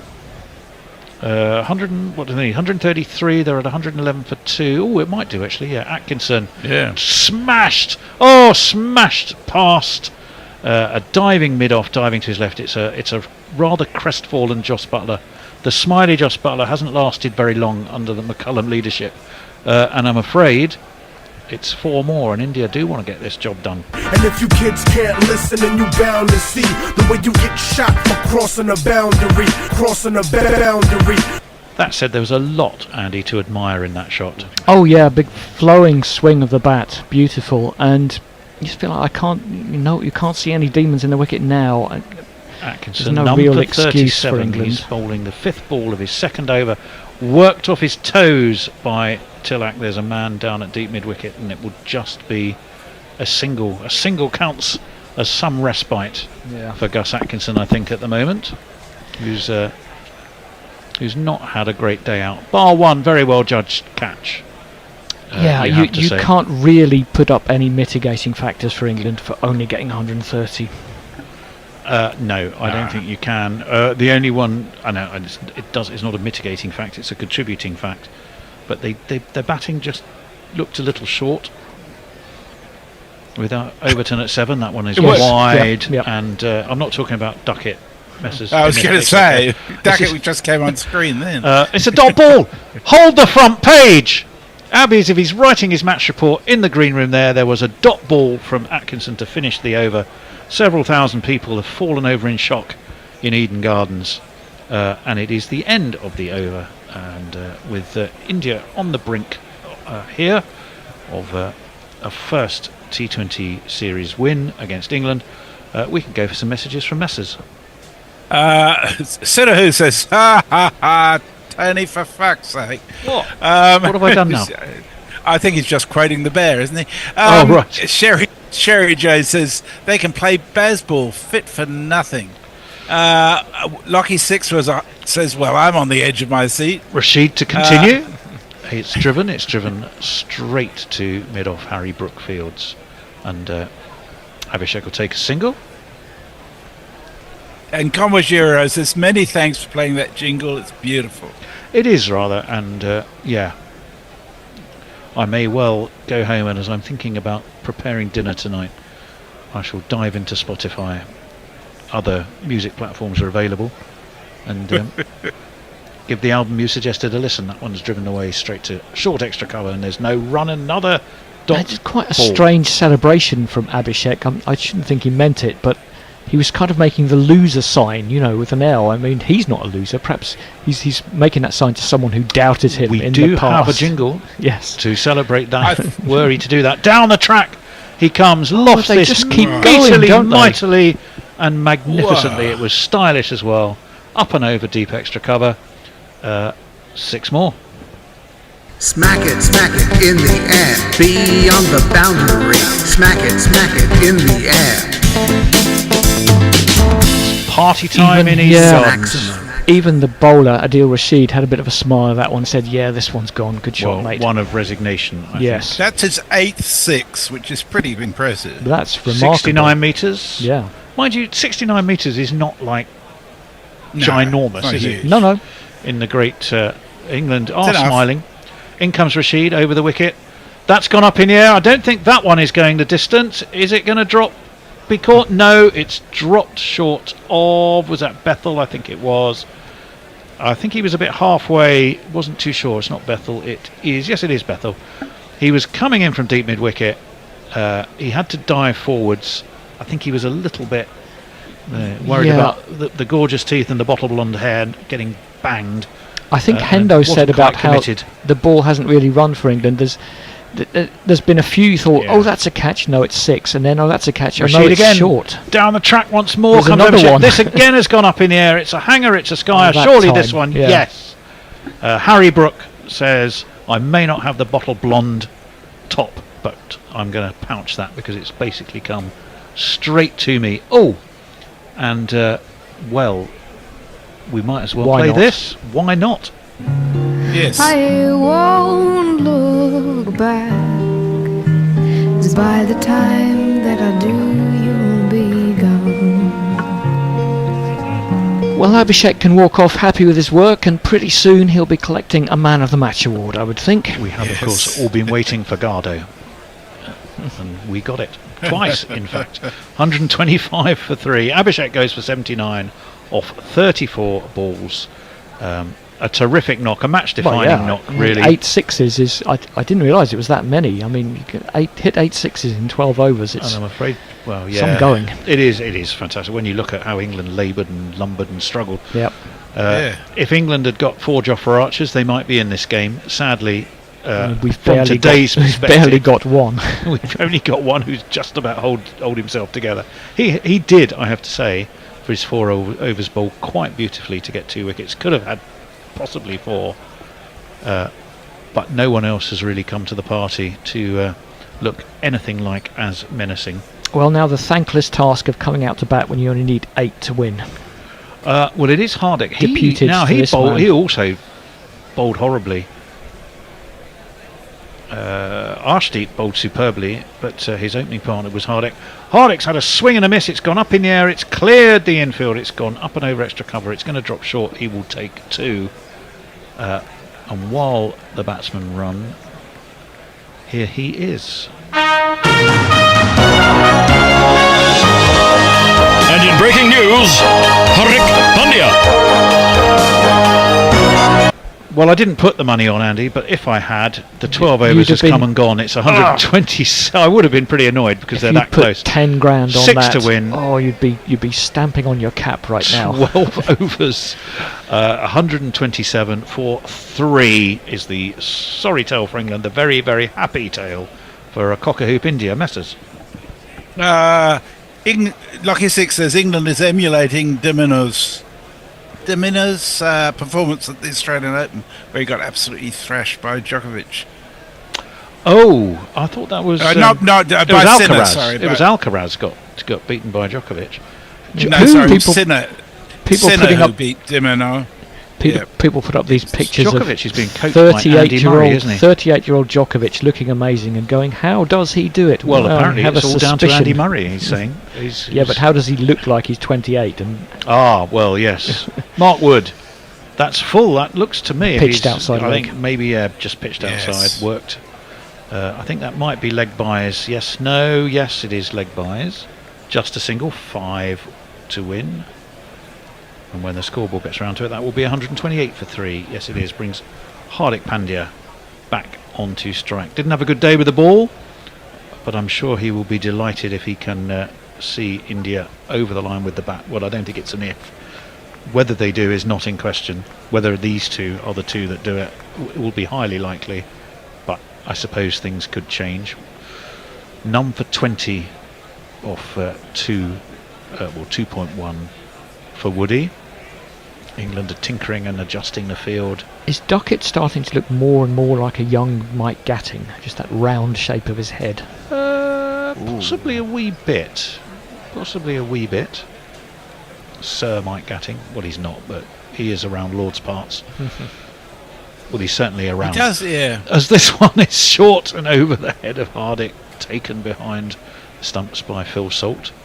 England are still looking perky, still looking happy. It's only the first in a series. Well, that's what I was going to say. I'm sure we'll come to a post-mortem soon enough, but time will tell whether this is just one of those days for England or whether they have got issues to sort out. I'd give it to the end of the series at least. My first issue is still very much the balance of the yeah, attack. That's fair. That goes up. No, it's not. It's all replays, isn't it? Yeah. I'm out. I'd like to say it's because I'm out of practice. The fact is, I would have probably commentated it anyway, even if I'd been doing something here. Remember in the old days they used to have a little R on the screen? Well, exactly. Yeah. They don't really think about internet radio stations that commentate off They're pirating the bastards. Very thoughtless of them. We're not pirating, but we are not. No, steady on. Some people think we are. Certainly not. It's 128 for 3. It is just 5 runs needed. Abhishek Sharma with that 79 has played the defining knock. That's a decent ball though by Wood. It's quick and it's bounced, and Hardik has a swing and a miss, and it's taken well above shoulder height to his right by the salty sea dog from Bodlwidan. It's a sign of the times, isn't it, that Guerrilla Cricket had accredited correspondents in New Zealand for the series there and now in the Women's Ashes. Well, yes, we do. We're recognised as an organisation that is legitimate. We've been recognised by the ECB this last year. We had a press pass, which I must sort out for next year if I can. We shall see. In comes Mark Wood. That's turned off his toes nicely by Hardik. Down towards deep backward square. My guess is they should be able to come comfortably back for 2. No, just a single. So one shot would do it. Well, one shot would have done it anyway. They needed 5. They now need 4. So you mean official recognition, not just, oh, hello, Hendo. No. It's official recognition. It's got a lanyard and all. Oh, well, if you've got a lanyard. If you've got a lanyard, you must be official. Yeah. So 129 for 3. What is official is that England are going to get tonked in this first T20. Well, I'm more than happy, Tony, to offer to be Guerrilla Cricket's Australian correspondent at the WTC, because I'm going to be over there for that. But I can't afford to go to the game. I expected to be at Guerrilla Towers. Oh, well, we're looking forward to that. And that one's a swing and a miss. It's going to be the 4 they need, though. Did he actually get anything I think he did. Was it buys? Doesn't matter. It was 4 runs. It's evaded Salt. It's gone to the behind the... What do you call the boundary behind the wicketkeeper? Long stop. The long stop boundary. Anyway, it's 133 for 3. They've won by 7 wickets. Have India. Tilak's 19 not out. Hardik Pandya on 3. Bit of a bit part for him. Abhishek being the star turn with his 74. And England's new era of white ball bazzing has got off to a bit of a false start, Andy. Yeah, I would call it a false start. It's only one game. Let's not get the pitchforks out just yet. And better teams than this, including better England teams than this, have done this in T20s. You just have an innings where you never get going. You can never quite put a partnership together, even though one batsman scored some runs. And this is the case where even if England had found a way to somehow get 150, they'd just have lost in 15 overs instead of 13. Yep. I wonder if Joss Butler has got an earpiece in with someone saying to him, just keep smiling, Joss. Don't start frowning. We don't want any of that mottism. What we want is a happy, smiley face. There's 4 more Shiny, of these happy buggers people. Yes, there are 4. Is it definitely 4 more? I kept saying... No, it's 4. It's a 5. A 5-match series. 5-match T20 series, and I think 3 ODIs from memory. Yes. Yep. And then all off to the Champions Trophy. I think the other thing that needs to be acknowledged is how good India were in the field. Both their bowling and their fielding was fantastic. So it wasn't exactly easy for England in any event. We can give you very quickly the story of the day before we do some final messages. England put in by India, proved to be a smart move, lost 2 early wickets. Joss Butler really the only man who stood up, 68 or 44 for him. Nobody else really mustered anything much at all. Pick of the bowlers, Valin Chakravarti, Hardik Pandya did dip in with 2, Arshdeep Singh got 2, and very economically as well, as did Axar Patel, 2 for 22, all the 2s. So they bowled and fielded in exemplary fashion, and frankly it was just too good for England. Got off to a great start. Sampson 26 looked in top order, but Jofra Archer did the early damage. He removed Sky, Sirakumar Yadav, after just 3 balls. Couple of wickets down, England might have thought, well, we're in the game here, but Abhishek Sharma absolutely took it away from them. Tilak Varma and latterly Hardik Pandya in support. 133 for 3 was enough, and still with best part of 6 overs to spare. It's been a very, very good day for India. Messers. Well, on Blue Sky, Legacy Brian, replying to Half Man, Half Biscuit, actually, it says, a fucking woeful performance. And on YouTube, Leah says, well, that was bad. See you tomorrow for a performance to rival this one, no doubt. That's the second T20 of the Women's Ashes. Mr. P says, Duckett looks like a garden gnome, minus the hat. Extra cover K says India should have fielded the 2s. Parrot Bradshaw said, liberating the feed from the jackboots of commercial broadcasting is the correct term. And Brian in Brisbane says, thanks all, see you next game. Will Archer pull up lame after his 4-over effort? Thank you so much for your generosity, Brian. I have no doubt everybody in the studio really appreciate it. I should say those comestibles were devoured gratefully. They were comested. And yes. They absolutely were. We assumed it was the sausage roll that was the vegan offering. And if that's wrong, if it wasn't, it's too late. Just say it was now. Just say it was. So okay, it was definitely a vegan sausage roll. We couldn't see anything on the packaging, but we guessed it must be that, seeing as everything else was fine vegan sausage rolls are completely indistinguishable from the real thing anyway.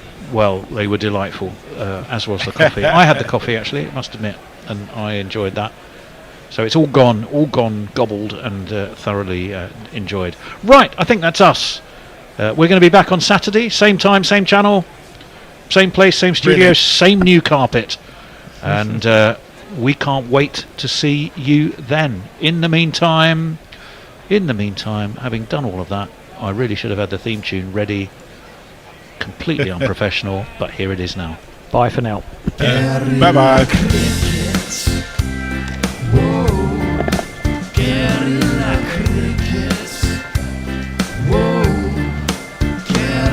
Take guard, man the barricades, patrol the cover boundary. At last the time has come, this is a cricketing emergency.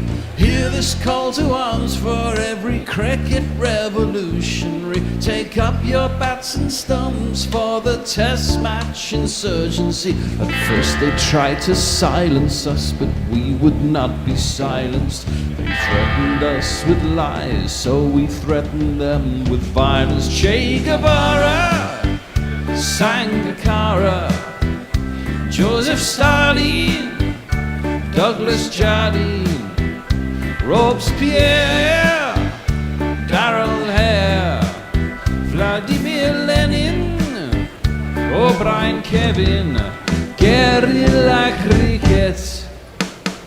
It's not about the winning, it's about how many rules you break. Even in cricket commentary, this is the best advice to take. Pick guerrilla cricket, it's the finest choice you'll ever make. There's so much more to cricket than red counters and a slice of cake. At first they tried to sanitize us and clean up our act, but people like it filthy, and we know that for a fact. Fidel Castro, Lenny Pascoe, Carlos the Jackal, Umar Akmal, Mahatma Gandhi, Grant and Andy, Brendan Behan, Austin Ian, guerrilla cricket. Stick with us, cause you know we're not the kind of thing that you see on the TV and the radio. So vive la revolution. First they tried to buy us, but we would not be bought. Okay, we were, but then we ran away, and we will not be caught. We would not give up the ghost when they left us all for dead. They decapitated us, but we just grew another head. Chairman Mao, Jamie Howe, Ho Chi Minh, Asif Din, Václav Havel, Graham Saville, No Surrender, Percy Fender, Che Guevara.